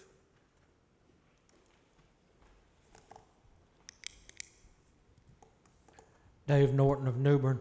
I'm curious as to what the property across Salem Road from this is. Is it residential? I think there's a mobile home park across from there, if I'm not mistaken.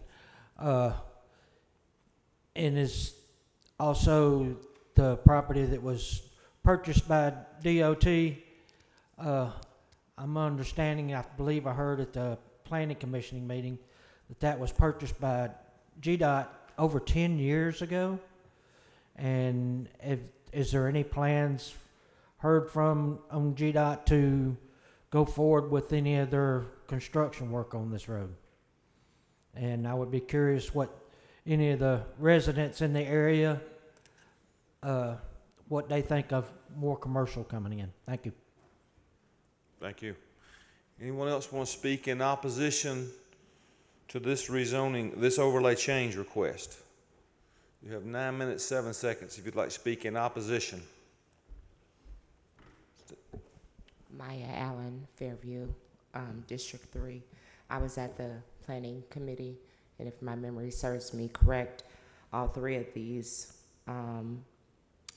motions were denied based on the traffic that currently exists on Salem Road and the inability of them to tell us what type of commercial businesses they intended to put there.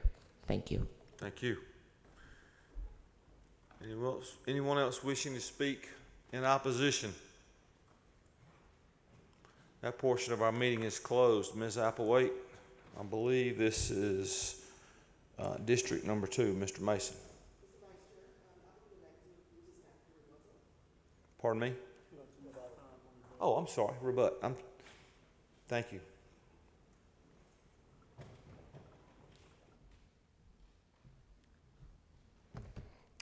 Thank you again, Mark Walton. If I can go back a few slides to the to Ms. Applewhite's. Across the street, there is the trailer park. That was one of the questions that Mr. Norton had asked. And as far as the traffic, the improvements being made to Salem Road are there to handle the traffic. And probably anything that could go on these parcels would not be an increase from what was previously on there before the daycare was taken down and a big swath was cut out of the properties. And also, DOT took the daycare land 2 years ago. So that's all I had to say. Thank you for your consideration, and if you have any questions, I'm here. Thank you. That portion of our meeting is closed. Ms. Applewhite, and now Commissioner Mason.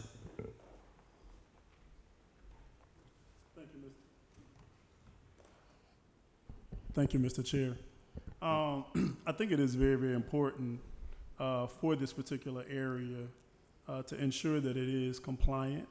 And I believe that's what these are doing, is making sure that this particular area is in compliance with the Salem overlay. To my understanding, when the Salem overlay was put in place, what it did, it actually put in certain things that is required when it comes to how things are developed in that particular area from a commercial perspective.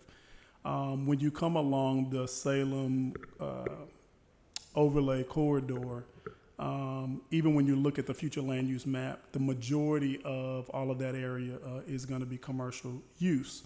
And so we want to make sure that if there is any type of commercial use that is within this area, that it does follow that Salem overlay, because those overlays are very, very important. And so I believe previous boards put those in place for specific reasons. We don't want any type of commercial development to just look any old kind of way. This kind of helps provide structure and guidance in regards to what that commercial use will look like. I know from previous conversations that we had when it comes from commercial development, I know our residents have had some specific concerns. And so I was happy to see that there were some additional uses that this will not be permitted, which are convenience stores. I know that has been a big thing for the residents in this area because we have enough convenience stores and gas stations in that area. So I was glad to see that that was now included, that whatever commercial project comes here, it won't be a convenience store with or without gasoline pumps. It won't be a gas station. It won't be a vape store. It won't be an adult novelty store, a pawn shop, massage parlor, tattoo parlor, automobile sales and service, and automobile repair, oil change, emissions facilities, and car washes. And so I think this does help address the concerns, I know from what I've heard from residents in this particular area. But we want to make sure that we are compliant with this particular area. Even the Wicker store that's still there, it's going to be there because it's an historical building, and so we can't even tear that down. So we want to make sure that whatever is there, it looks and meets the Salem overlay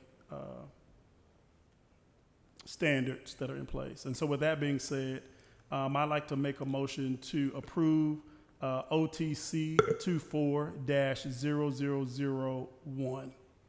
We have a motion on the floor to approve. Do we have a second? We have a second. Any discussion? Commissioner Sanders. Just have a few questions. Where the property is located, isn't that close to the church, Salem, the Salem Bible? The Salem Campground? Yeah, this parcel way up here.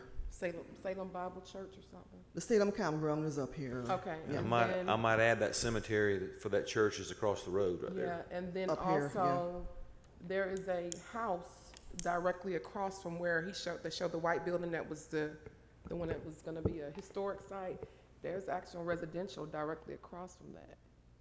This, There's actually a house. Because that's what one of the voting precincts were. So That's how I is, kind of remember. This is a single-family residence here and here, and then this is mobile home park. Okay. Or a trailer park, yeah. Any other questions? Yeah, Commissioner Mason.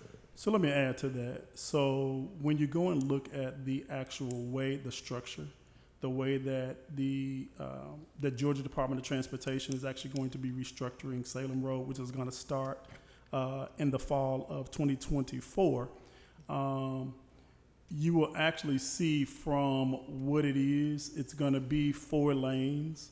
And so if there's any issue with, and I don't even know if this particular, because from what I've seen, this particular visual isn't accurate.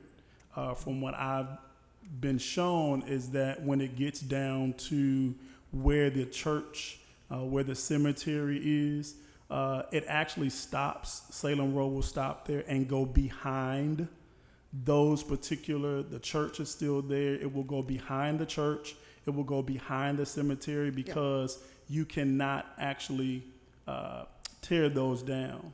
So it will actually go behind those structures, which will be away from the campground. It will be away from the church. It will be away from the mobile home. And so you are actually taking traffic away from those current things that are still standing there, which is the diagram on way Georgia Department of Transportation has it. And so I wanted to be sure that we understand that there will not be any roads that will actually impede on any of those particular things that are still there. You are correct, Commissioner. So this is the current Salem Road here. So the campground is on this side here. The trailer park is here. The GDOT is going behind here. This is the proposed GDOT road. And it goes behind the cemetery, like you said. This is the cemetery somewhere here. Okay. So this is the current Salem Road, is my understanding. And this actually shows the new Salem Road going behind. So it goes through these 2 properties. These are the 2 properties we're looking at today. It dissects those 2. And it goes behind the Wicker store, behind the cemetery. And I think this is like Spring. It is, that's Road Spring here. Road. Yes, sir. Spring Road. So I see it now where Yeah. the old, So the old road was is down here. at the bottom. Yeah, yeah. And how the new, where it actually stops at the campground and it actually goes behind it. Yes, sir. So you are correct, okay. yes. Okay, thank you. Commissioner Sanders. The reason why I was asking those questions is I know there's 2 churches there, one across from each other. Salem, the campground, where there's a church next door, and there's a church across the street. And so my question was, the reason why I asked those questions was because not knowing, even though we know certain things can't be placed there based on the businesses that were listed that the commissioner actually mentioned, not knowing what's going to be there, I would love to know what's going to be there because you have those Christian-based businesses there, well, nonprofits that are there, as well as you have residential there that probably have no idea. So I don't know what's going to be there, which is making it a question mark for me, not knowing what type of business. How can we put in place, Patrick, that might be a question for you, to where when applicants do apply to something of this magnitude, that they tell us exactly what they're going to be building? I could, yeah. So usually when they bring a project into our department, this is part of the pre-application meeting. The additional protection that these lots will have is that they're in the Salem overlay, and their uses in the Salem overlay are restricted. The uses in the Salem overlay, the uses that are allowed countywide, not all of them are allowed in the Salem overlay. So that already cuts down some of the uses in there. But when they do their pre-application meeting with us, they do have to, disclose that information at that time, tell us what the project is about, and we make a determination if it's appropriate or in line with the ordinance and the Salem overlay at that time. So are you able to tell us what the project is about? Because I was listening to one of the residents that said they didn't mention that to the planning commission, which is why they denied it. No, I was just answering your question in general. We don't know what the uses they're doing here today, but they're going to be limited to only what the Salem overlay allows. Okay. All right. Thank you. Yeah. Commissioner Mason. Thank you, Mr. Chair. How it was brought to my attention when it came to the Planning Commission, to my understanding, this motion wasn't made by the District 2 Planning Commission representative. This was actually made a motion made by the District 3 Planning Commission. And so I think maybe there just wasn't some understanding in regards to what this was really doing and how it was actually making it where it is now in compliance with that Salem overlay, because those Salem overlays are very important and they have those restrictions. And so we want to make sure that anything that is developed in these particular areas, that it has those Salem overlay restrictions. They were put in place for a reason to have those restrictions. And so to my understanding, I think there just wasn't a great understanding of what these particular items were doing when it comes to compliance. And correct me if I'm incorrect, even if we don't know what project it is currently, when there is someone that wants to establish a project, that does have to come back before the Planning Commission with all of the schematics and the drawings and all of those details. They have to be approved by the Planning Commission. Is that correct? Yes, sir. It depends on the project. All preliminary plats, of course, come before the Planning Commission. But if they're using just a straight commercial use, it depends on if administrative use permit is required or if a conditional use permit is required. So the Salem overlay use table will dictate that, just depending on what use they're looking to put there. So we basically have measures in place to ensure that is not something that's going to be counterproductive for the community. The only things that can't go there, correct me if I'm wrong, Ms. Applewood, are the things we read off Yes, sir. earlier. The prohibited list, yes. Commissioner Sanders, and then we're going to vote. Yes, sir. This is my last comment, and it's not going towards Commissioner Mason. I just know from being there, the District 2 Commissioner was not present. So that's what happened, why it was not made. But we all live in that Salem corridor, so we're very much familiar with the area. So that's why everything that happens normally in that District 2 area by Salem Road, Brown Ridge Road, it affects all of us that lives in that area. And reading on what Salem Road overlay is about, it's supposed to be a townhome feel. That's what it states right here on the document. In order to create a more livable and walkable Salem Road area, the overlay encourages creation of cluster of close-knit growth that keeps the small town charm of Newton County. That's the document that's written from Development Services for how we're supposed to have Salem overlay. And so that's why I was questioning what was going to be there, because if not, it's not going with compliance of that townhome feel. And I would love to hear from the churches. I would love to hear from the people that live in that area of talking with the developer saying, hey, can you tell us what's going to be there so that we can work together on what type of businesses that would be there? Because that area, and I thank you also because you send us these developments to me and Commissioner Mason because it affects our area. And so that's why I'm speaking on it. And that's why my concern is there, because we all live in that corridor. Yes, ma'am. Thank you. And yeah, what you're reading is accurate, and this is why this table was designed for that, so that the particular uses go in the particular tier that would maintain that character of the Salem overlay. All right. All in favor? All opposed? 3-1. Oh, 4-1. I thought Commissioner Henderson was away. 4-1. All right. Before we move to the next one, let's all keep in mind this is the same exact almost issue. It's just a different number. So, for the sake of time, thank you. Ms. Applewhite. Thank you, Mr. Vice Chair. Our next petition is also an overlay tier change. It's actually the adjacent parcel. It's 24-0004. This is located at 4009 Salem Road. The existing land use map, or the flume, is a development node. The existing zoning is general commercial. This is in Salem Overlay Tier 1. They are proposing to go to Overlay Tier 3. Parcel is 0.84 acres. The tax ID 0013-0578, located in the South River Watershed, District 2. The owner is Anthony K. Gray. The petitioner is John Nix, and he's going to be represented by Mr. Mark Walton. And again, they're requesting to go to the Salem Overlay Tier 3 to allow appropriate commercial uses. And on 7/23, the Planning Commission recommended denial by a vote of 2-1, and the concerns cited, the types of commercial uses that could possibly go there. Character area is the same, live-work corridor, which allows commercial uses in a general commercial zoning. And again, the table is the same. It's the same situation in their Tier 1.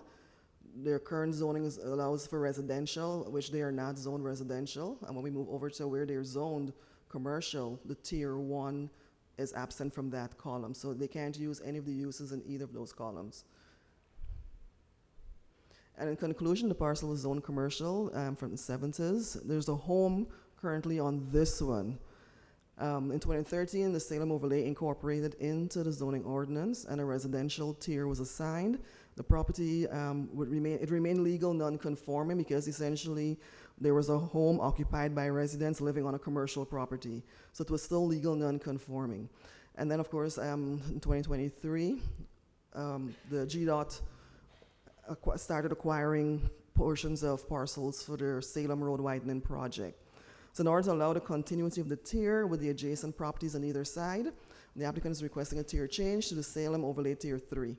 And changing the tier to Tier 3 will make the zoning compatible with the overlay and hence bring the property into compliance with the current ordinance and uses, should the residential use be discontinued in the future.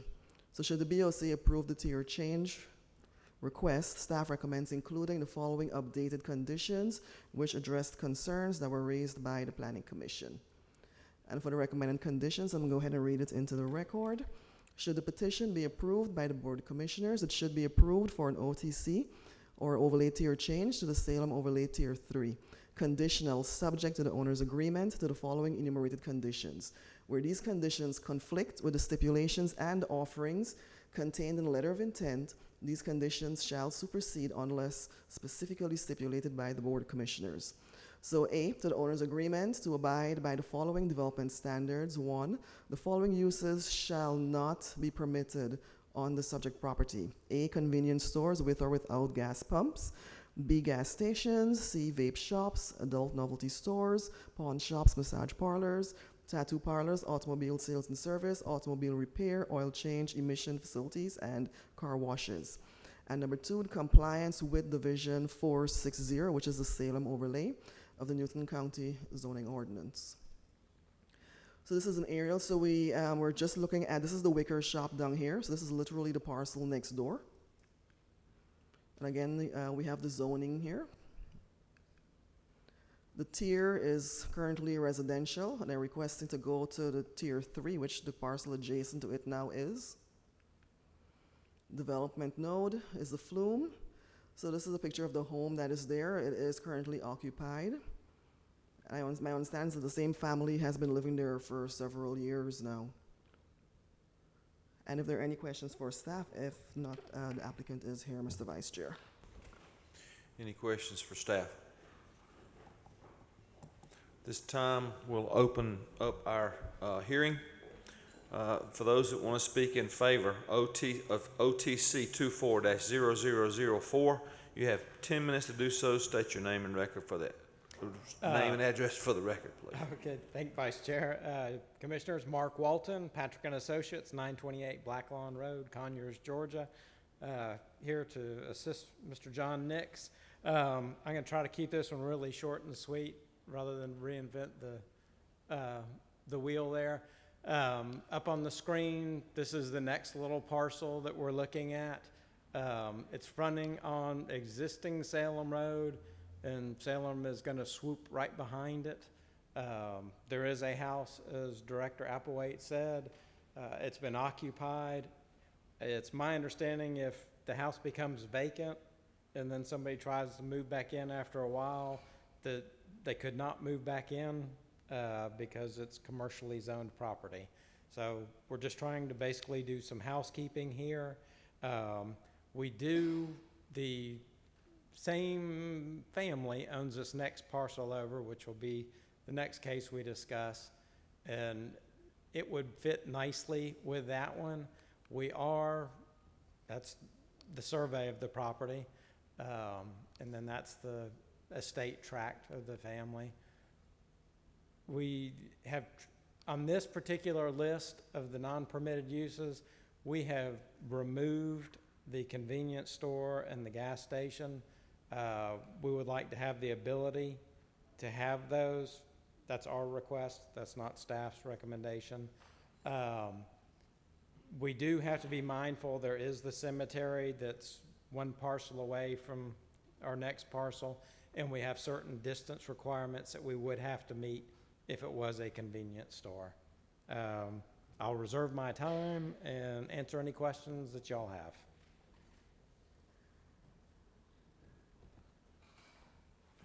Thank you. At this time, we have anybody else want to speak in favor? You have 8 minutes and 15 seconds. Anybody else want to speak in favor? That portion of our meeting is closed. Those who want to speak in opposition, you have 10 minutes to do so. Please state your name and address for the record.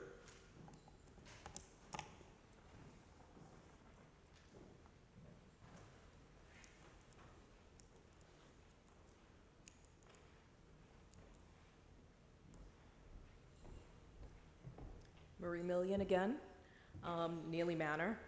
I just wanted to say that I'm not opposed to what they want to do except for the gas station part. Like if we can just keep all of these non-permittable uses, that would be fine. But no gas stations, we have enough.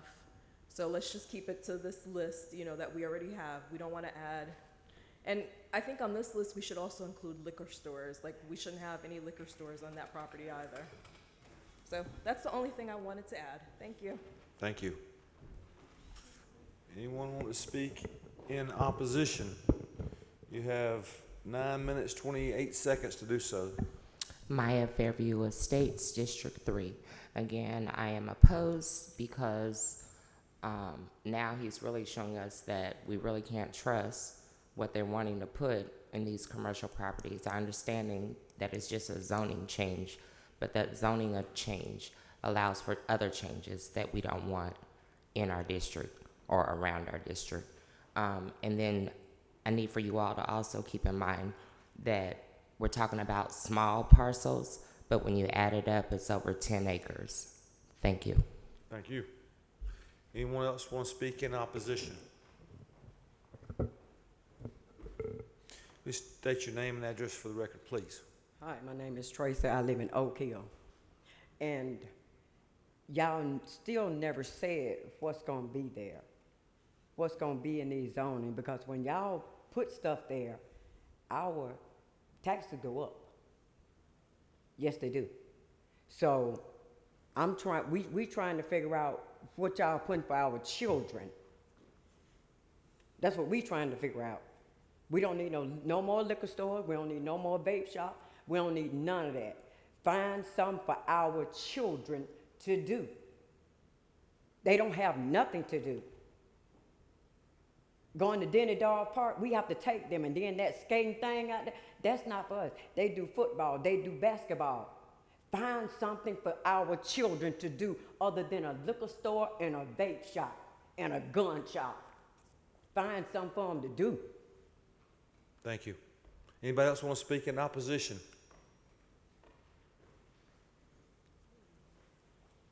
So we have time for rebut if it's needed. The opposition portion of our meeting is closed. I'll keep it short.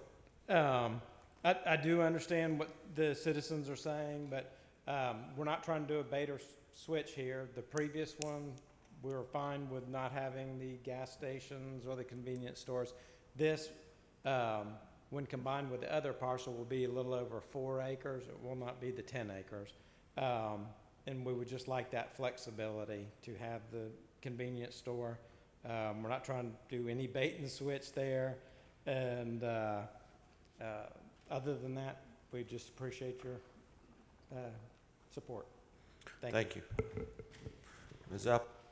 Applewhite, and I believe we're still in District 2 here. Ms. Commissioner Mason. Thank you, Mr. Chair. Shana, I am looking at this particular one, and of course it does look different than the list that we had on the first one. Is there a way for us to have those same unallowable uses? Because I would like to see all the same for all 3 of those, or for all 3 of these, should I say? Yes, sir. I think it looks like they just removed A and B from the list. Everything is the same, but we would propose to keep the convenience store on the prohibited list. Yes, I would like to. And that would address the liquor stores. We don't have package stores in the county. So just beer and wine that would be sold at a convenience store, but yeah.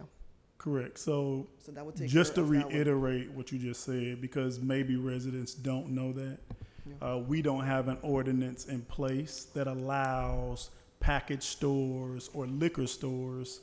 So those aren't even allowable uses in our community. So we wouldn't have to make it a use that's not permitted, because we don't even allow them in the community at all. We don't have an ordinance that allows that.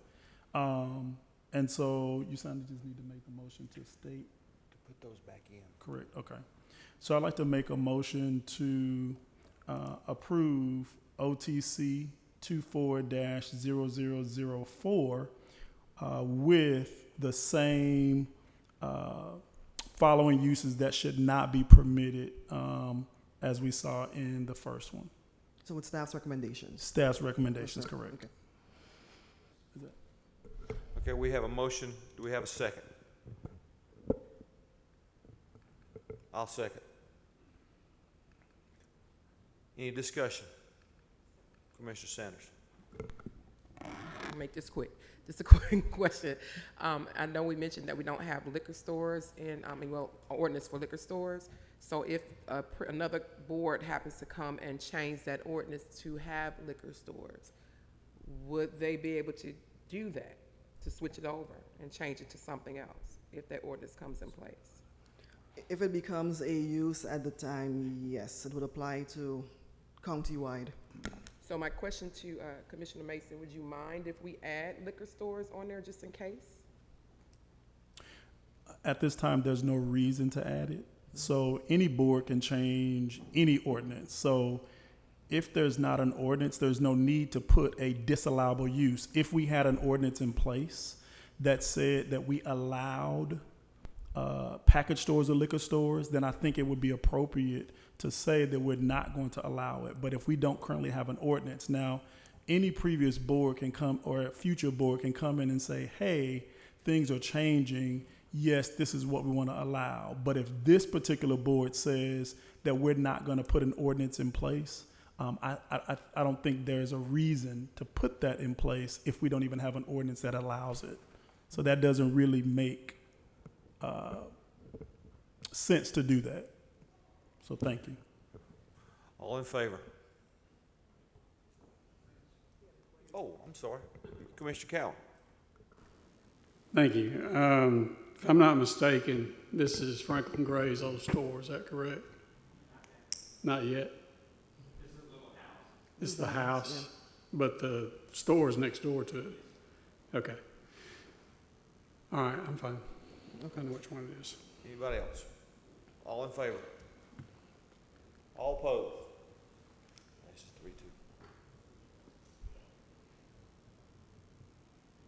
3-2. Last one, Ms. Applewhite. OTC 24-0003, overlay tier change. Almost identical, right? Same thing, yes. Thank you, Mr. Vice Chair. Our final petition this evening, case number OTC 24-0003. This is located at 3997 Salem Road. The flume is a development node. The existing zoning, it would be general commercial. The R2 single family was the portion at the back, which is not going to be included currently in this petition.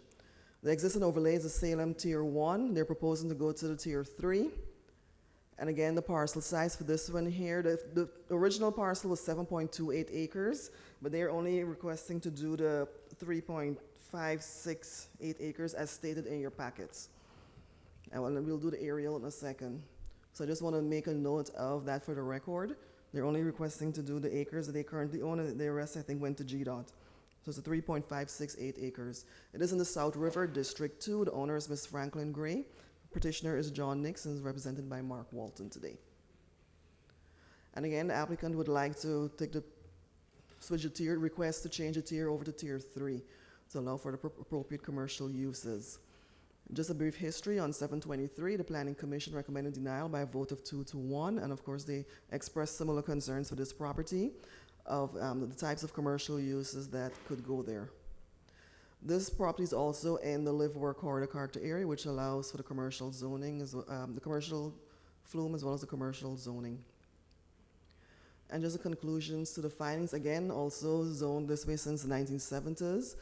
There's a commercial building on this parcel along with a home that is unoccupied and has been unoccupied for several years, and another older storage building in the rear.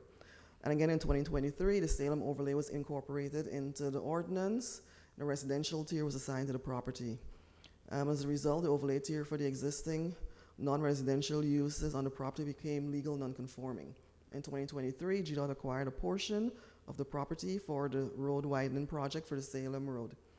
The owner is requesting that the 3.568 acres fronting the current Salem Road, which he still owns, be re-tiered to the Salem Overlay Tier 3. So due to the time that has elapsed, again, they have that legal non-conforming status. The residential tier is not compatible with the commercial zoning, and this is why they're asking to go to Tier 3. And should the BOC approve the tier change request, staff recommends including the following updated conditions which addresses the concerns raised by the Planning Commission. And again, it's the same chart, would be the same issue. Tier 1 is over here, but their zoning isn't included, so they can't do any of these uses. And these charts are several pages long. And then, of course, where their zoning is included, the Tier 1 is not there, so they can't do those uses either. The recommended conditions. Should the petition be approved by the Board of Commissioners, it should be approved for an overlay tier change to the Salem Overlay Tier 3, conditional, subject to the owner's agreement to the following enumerated conditions. Where these conditions conflict with the stipulations and offerings contained in the letter of intent, these conditions shall supersede unless specifically stipulated by the Board of Commissioners. A, to the owner's agreement to abide by the following development standards. 1, the following uses shall not be permitted on the subject property. I'm just going to read them into the record again. A, convenience stores with or without gasoline pumps, gas stations, vape shops, adult novelty stores, pawn shops, massage parlors, tattoo parlors, automobile sales and service, automobile repair, oil change, emission facilities, and car washes. And 2, they must remain in compliance with Division 460, which is the Salem overlay in the Newton County zoning ordinance. So this parcel here, so the entire thing was 7.8 acres. When GDOT moved in here, this is what the owners left with. This is the 3.568 acres. I don't believe they own these two anymore. So this is what he's requesting to bring into the tier where the star is. Of course, the current zoning for that one is a general commercial, and it's now adjacent to a Tier 3 parcel.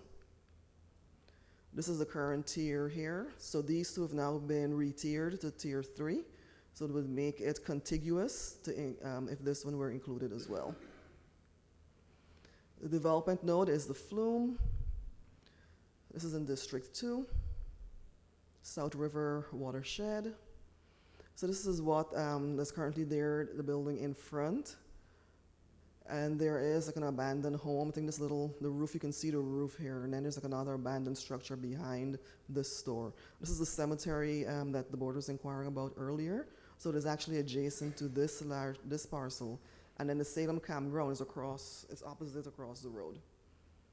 I think there is a church, this is the church building here that I believe the board also inquired about. And if there are any questions for staff, if not, the applicant is here.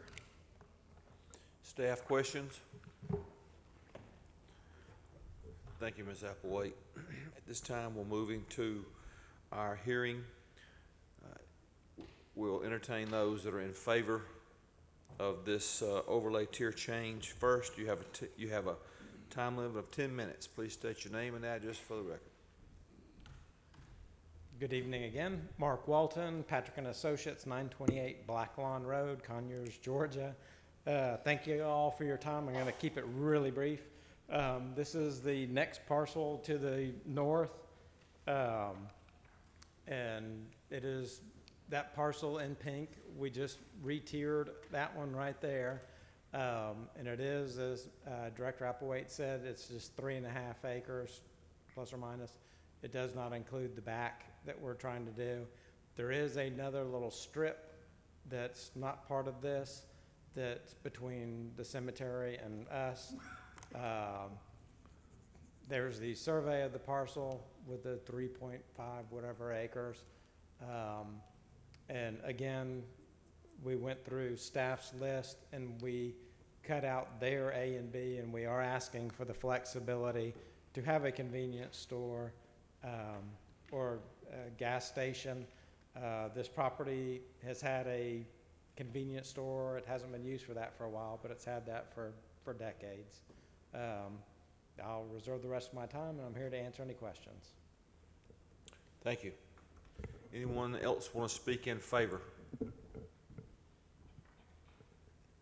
Anyone else want to speak in favor? That portion of our meeting is closed. The next portion of our hearing will be for those who are in opposition. You have 10 minutes to state your case. Those who want to speak in opposition.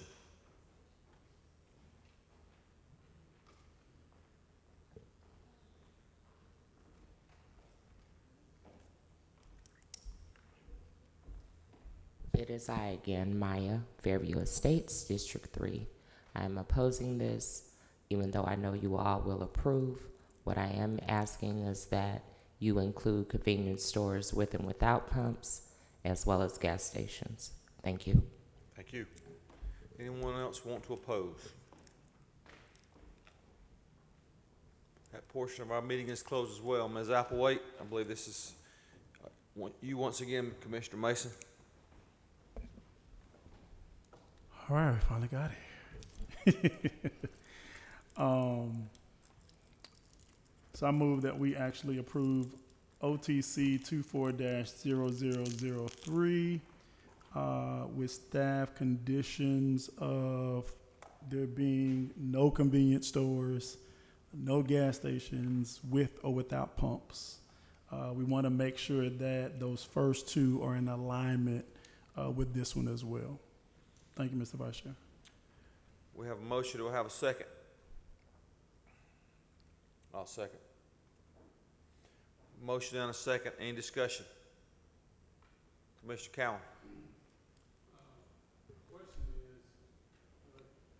It's still in the ground? Because it used to be a gas station. I'm not sure if they've been removed.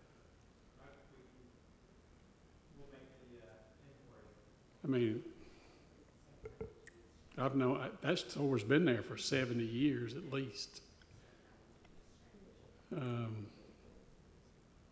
Okay, just a question. Commissioner Sanders. Has there been a conversation with the churches?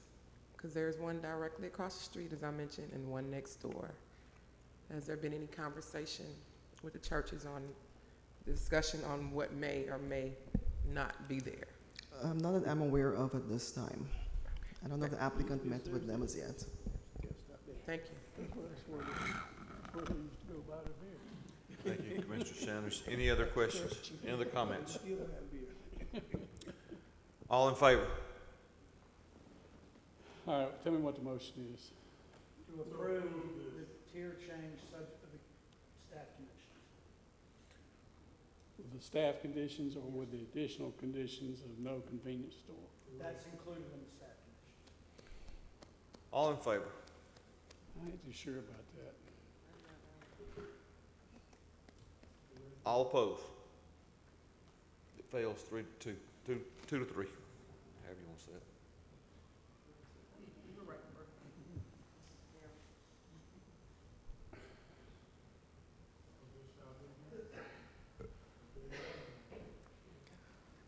Actually, this tier will remain residential. Yeah, it's what we voted for today. So they won't be able to use the property. What's that? They won't be able to use the property because of the tier and the current vote tonight.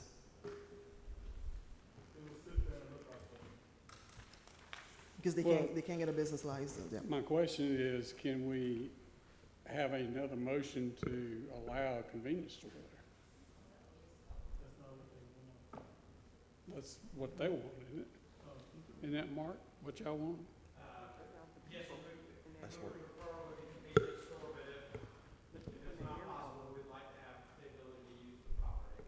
Okay, okay, well then, okay.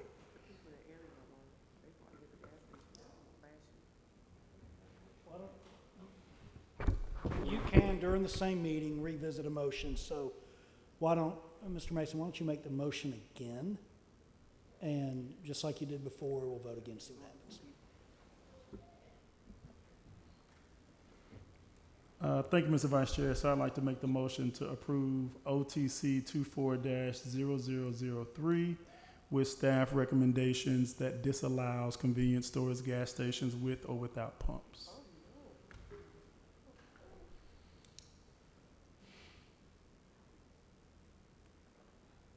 I'll second it. We have a motion and a second. Yeah, without. So this same list, convenience stores with or without gasoline pumps, gas stations, so the same list. Well, I want them to be able to use the property. If they can't use it for a convenience store, then it's fine, but at least they'll be able to use the property. That's correct. I'm not sure what I'm voting on now.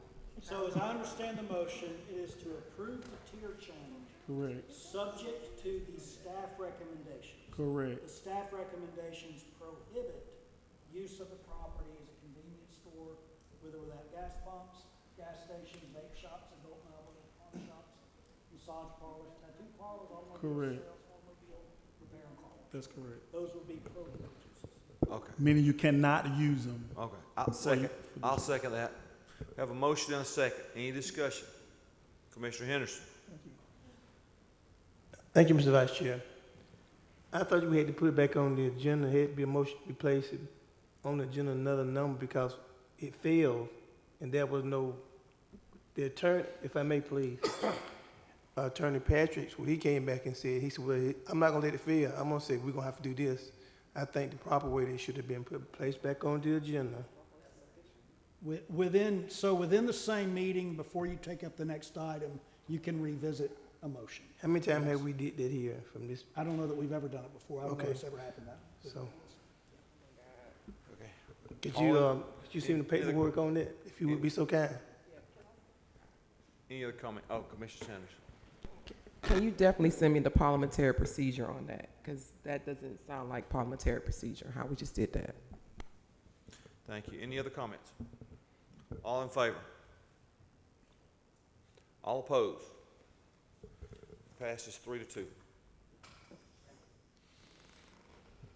Now you don't get gas stations.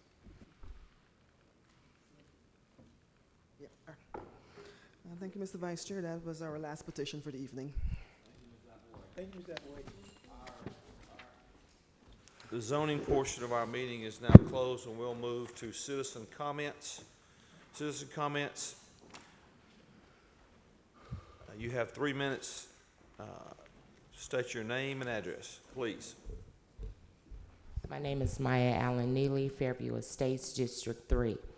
And I'm questioning this last vote. They weren't questioned when they approved the first 2. So I'm not understanding why the questioning of the last one, when it was denied, there was conversation and a new vote. They voted. They knew what they were doing. I saw Commissioner Cowan. He hesitated, but he voted, and it should count, and it should stand. Thank you. Any other comments?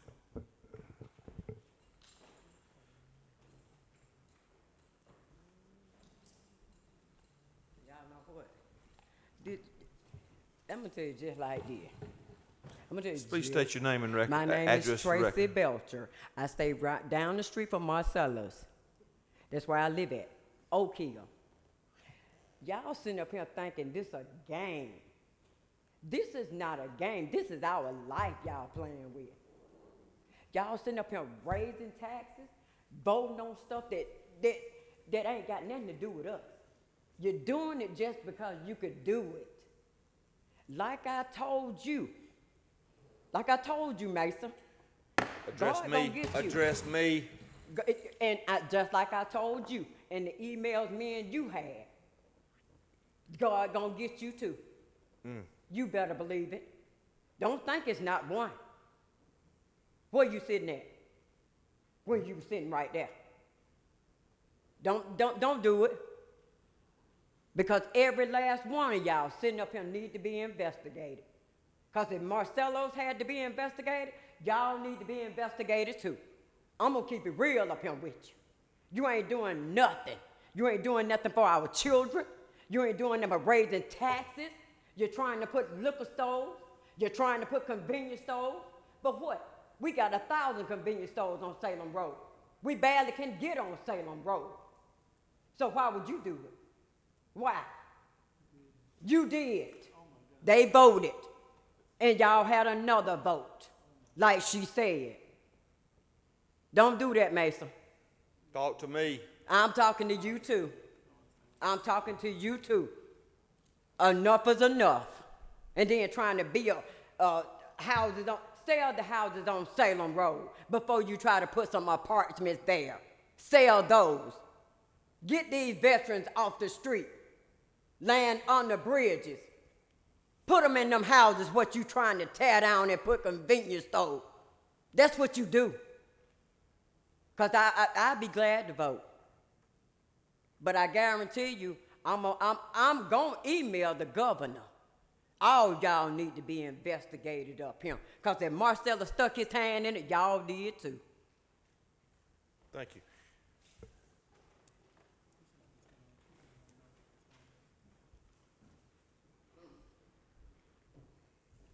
Marie Million, Neely Manor. Okay, so the topic that I want to cover here is the impact fees. A few weeks ago, I learned that the impact fees for Newton County were $1,700, and I noticed in the news that Henry County had increased their impact fees. So I was hoping that this is something that our county could also put on the agenda, because it would help to have greater impact fees. You know, we can get parks when we're getting all these developers to come in. They can look at doing things for the citizens that already live here. Next item, District 3. Can that park be put on the agenda again? Because we still need a park within District 3. Last but not least, on the agenda, I'd like to see an update on that ABM contract. I know it was discussed a while ago that maybe we can get out of that contract, and since we're spending about $500,000 per year on it, I think that would be something good to look at. So those 3 items, hopefully they can get on the agenda soon. Thank you. Thank you.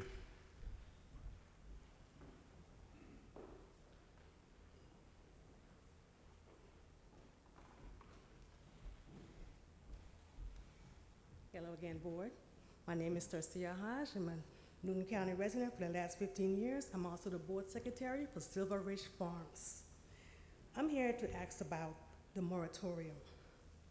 On the 20th of this month, there will be a zoning meeting regarding appeals for 4 different plats in the area of Harold Dobbs. This will directly affect my subdivision. Plats are constantly coming. How soon will a moratorium be in place? Commissioner Mason and I discussed this informally. So I just need to know, when are we gonna put a moratorium in place? We need one like yesteryear.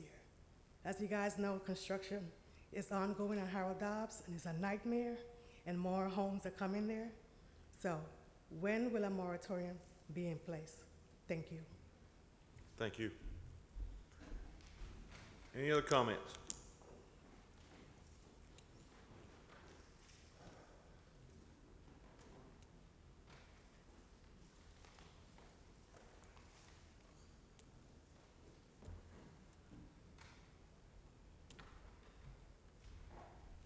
My name is Sheila Sawyers, and I live in Covington, Georgia, and I'm in Zone 4. And I'm here back again. I was here back in maybe 3 or 4 months ago, dealing with the Newton County low-income senior citizen repair. And what had happened that when he said he was finished, there was other items that he didn't do. So I wouldn't sign off on the contract for him to get paid. And the contract, the terms of the contract was that I had to be satisfied and all the work had to be done, but it wasn't, and I didn't sign off on it. So anyway, they kept calling. I said, he had to come back and redo the stuff he didn't do, because I have bathrooms and, a master bathroom that he put a shower kit into with no rails that I can't use. So anyway, they kept trying to get me to sign. I said, I'm not signing. He come back out and fix it. He never did. They kept calling. So anyway, they stopped calling. I went to the office up here and talked to Nwonka and found out, why, they not calling. They go ahead and approve the contract. And she said, we had to amend it. I said, why didn't you notify me? You didn't even notify me that, they had been amended. So anyway, I did the open record thing. And what's his name? Miss Smith up here told me that she didn't do that Nwonka had, do it. And I went and talked with her. So she said, well, we can't find the amended contract. I said, I want the whole, the one that I'm supposed to sign and the one that y'all amended that I didn't know about. And y'all signed it, or somebody signed it. I said, I just want a copy. So I've been waiting like 2 months, and it's still, haven't given been. Anyway, I went back up there. She told me this last time I went up there that they couldn't find it and I couldn't get it. I said, how you gonna tell me it's an open record thing that I can't get a amended copy of my contract? She said, we can't find it. You can't get it. So I want to know why I can't get the amended contract. They see who signed off on it for him, the contractor to get paid for work he didn't do.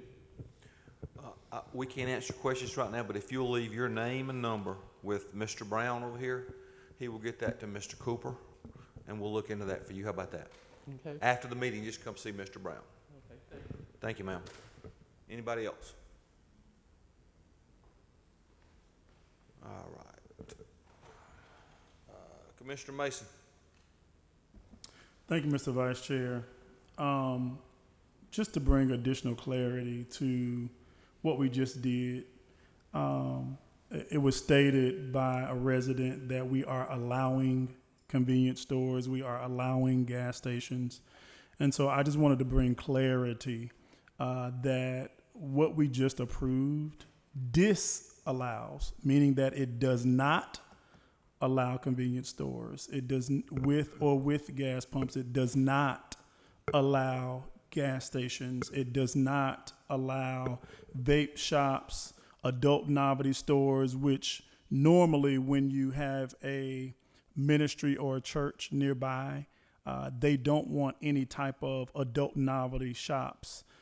They don't want any type of massage parlors or things of that nature because of ministry purposes. So I think what we approved tonight addresses those concerns. Also, tattoo parlors, they're not permitted. Automobile sales and service, automobile repair, oil change, emission facilities, car washes. I have heard for the past 6 years, Commissioner Mason, when are we going to get sit-down restaurants in our area? When are we going to get restaurants with healthier options in our community. And so by approving this tonight, what it does, it kind of helps us move in that direction. And so when I have my colleagues that may or may not understand what we were trying to do, we want to make sure that the current land usage is in alignment and is in compliance with the current overlay. That overlay helps us steer in the direction that this board wants and that the community wants our development to look like. And so what we did tonight was actually making sure that we have a level of control over how this development is being used and how it's being done. Also, as we mentioned before, these are not going to just be pop-up businesses. I know our Director of Development Services says, depending on what type of business that wants to come to this area, all down Salem Road, if you notice, you already have areas that really are already, you have your Walmart, you have your McDonald's, you have your Publix, you have all of your retail in this area. So this particular area is just in alignment and compliant with what's already there. But we want to make sure that we have, those healthier restaurant options that our residents are looking for, that we have those sit-down restaurants that they're looking for so that they don't have to always take their monies and invest it into a different community. Our goal is to make sure that we provide development that is smart growth where our residents don't have to travel so far to be able to actually get to nice things that they deserve because they are taxpayers. This board has also done what they could. I know when I came in back in 2019, we were at 13.44% millage rate. We are now at proposing an 8.2. And so this board has done what they could do to decrease the revenue to help provide relief to our residents. So I just wanted to put that on record. Thank you, Mr. Vice Chair. Thank you. Commissioner Sanders.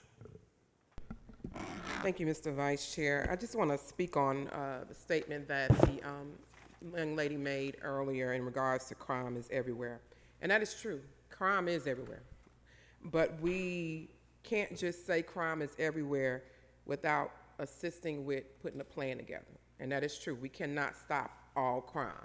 And we cannot control people and their actions. But we can also stop certain things from making crime increase in various areas. And why I mentioned that, because I just sent to my colleagues, other counties actually have this ordinance in place, and it's called a surveillance ordinance, to where you require your gas stations, your vape stores, your stores that are in certain areas, make sure they have high-tech surveillance. So if something happens in those stores, in those areas, then your law enforcement will be able to have some evidence to pull from those stores to be able to find out what's going on.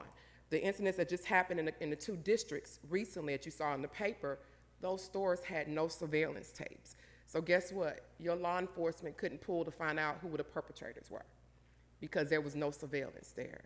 And so those are the ordinances that we definitely need to put in place in regards to safety and protection for our areas. So hopefully we can come together, and I know this board is knowledgeable, to come together to put an ordinance in place in regards to making sure our areas, our stores, especially the ones that are open 24 hours, or at least to 11, have surveillance in the area. I truly believe that we need a citizen review board.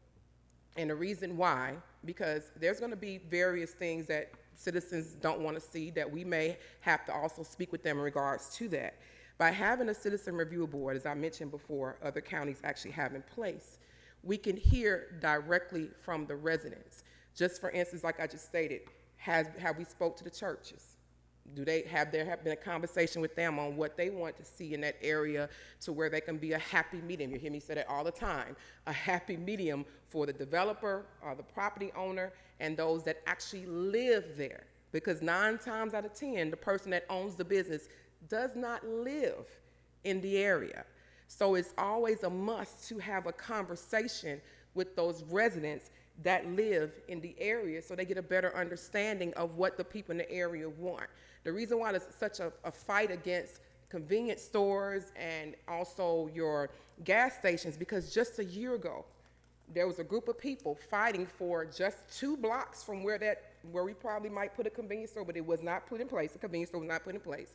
They just fought to stop gas stations in that area. So that's why you saw me so against it, because I've heard from residents that live in that Salem Road corridor of what they want to see in that area. And I live not too far. I live like 2 blocks from the, half a mile from the area. So I talk to a lot of residents that live in that area, and I know exactly what they want in the area. So we definitely need to involve our residents in our decision-making process by having town halls, by having a board that we can put in place to hear from residents, that we possibly can appoint a certain amount of people from our districts that we can hear from, that developers can talk to directly, and those people will be liaison to the community, and they will be a liaison to the commissioners. We need to put that in place. Thank you. Thank you, Commissioner. Commissioner Henderson. Thank you, Mr. Vice. I was never more excited more than I was at the ribbon cutting of the Spring Hill Park. And that was a park that I think that I know Ronnie, Commissioner Cowan, and myself and others, we all worked hard with the staff to build a nice park over there. And it changed district, but we still got the work done. And that's good. And we also got the work done at our cousin school. And so I'm hoping that that we get an update on it so that Commissioner Cowan and I can look at what we had talked about the times, the hours that we stayed over there and walked around, and the improvements to that particular building that we want to see in the community, and the improvements that will make it better. And that would be something good. But lastly, I'm just a little sad about Nelson Heights. And I told someone, here over last month, it's a possible rape out there by the pavilion, man. Come on, y'all. You closed it down, but yet this stuff happened, you just left it. The children didn't get a chance to eat the summer meal because the school system cut the food off. So they came to my house, in case you didn't know. And then you cut the security camera off, so if there was a possible rape, then wasn't on camera. They sent me a $2,000 bill. Come on, y'all. We can do better than that. So I'm hoping that at the very least, and I remember some things was said when we changed position, said that we're going to open it back up and we're going to do this, and never did what we should have done, at least for the kids, at least for the community. And I think it's really a reflection on what we should be doing in the community. There's no reason that place should be closed. They should be having after-school tour programs. And the only thing I said when we came up here, y'all asked me to leave, I said, well, just make it better than what I was doing. And it's closed. And the ideas that come up are not resonate with anything. So I'm hoping that in lieu of anything, that maybe Commissioner Cowell and I can work together or work with Harold Cooper and maybe get something going over there that's beneficial to the community. But we're going to have to address the possible rape that happened over there by the pavilion. We're going to have to address the all-night basketball shooting with car lights on and the selling of drugs. And that's exactly what we didn't want over there. And y'all allowed to come in because you don't live there. Thank you. Commissioner Cowell. Thank you, Mr. Vice Chairman. I apologize for the confusion on that vote. I was thinking more of the historical nature of that store because I've known it since I was a very small kid. And I would like to see it back in the family and back operating like it used to. But I apologize for that. And thank you, Patrick, for helping us get that straight. So everything on those 3 zonings or 4 zonings is all consistent with each other. Is that correct? I understand that. Okay. So I'm glad of that. As JC mentioned something about Spring Hill Park, and very proud of that park out there. I think he and I both are. I have been talking to Mike McCrory with Sunbelt on Cousins School. There was a little bit of a hiccup with the city of Covington. I spoke today with the city manager and the mayor, and they're going to help us get those worked out to get those permits done for the, I believe it's a stormwater and a sewer issue that we're having to deal with right now. But hopefully soon, that project will be working very soon. And JC, we'll talk about Nelson Heights when we get a chance. Thank you. Thank you, Commissioner Cowan. I have no comments at this time. Well, other than I went to the Spring Hill Park opening, and I was pleasantly surprised at how nice that place is and what they've done with the land. And I could never envision what they were able to do with that piece of property. So it's definitely a jewel in the county for sure. So I'm glad to see that, especially for that part of my district, to be honest with you.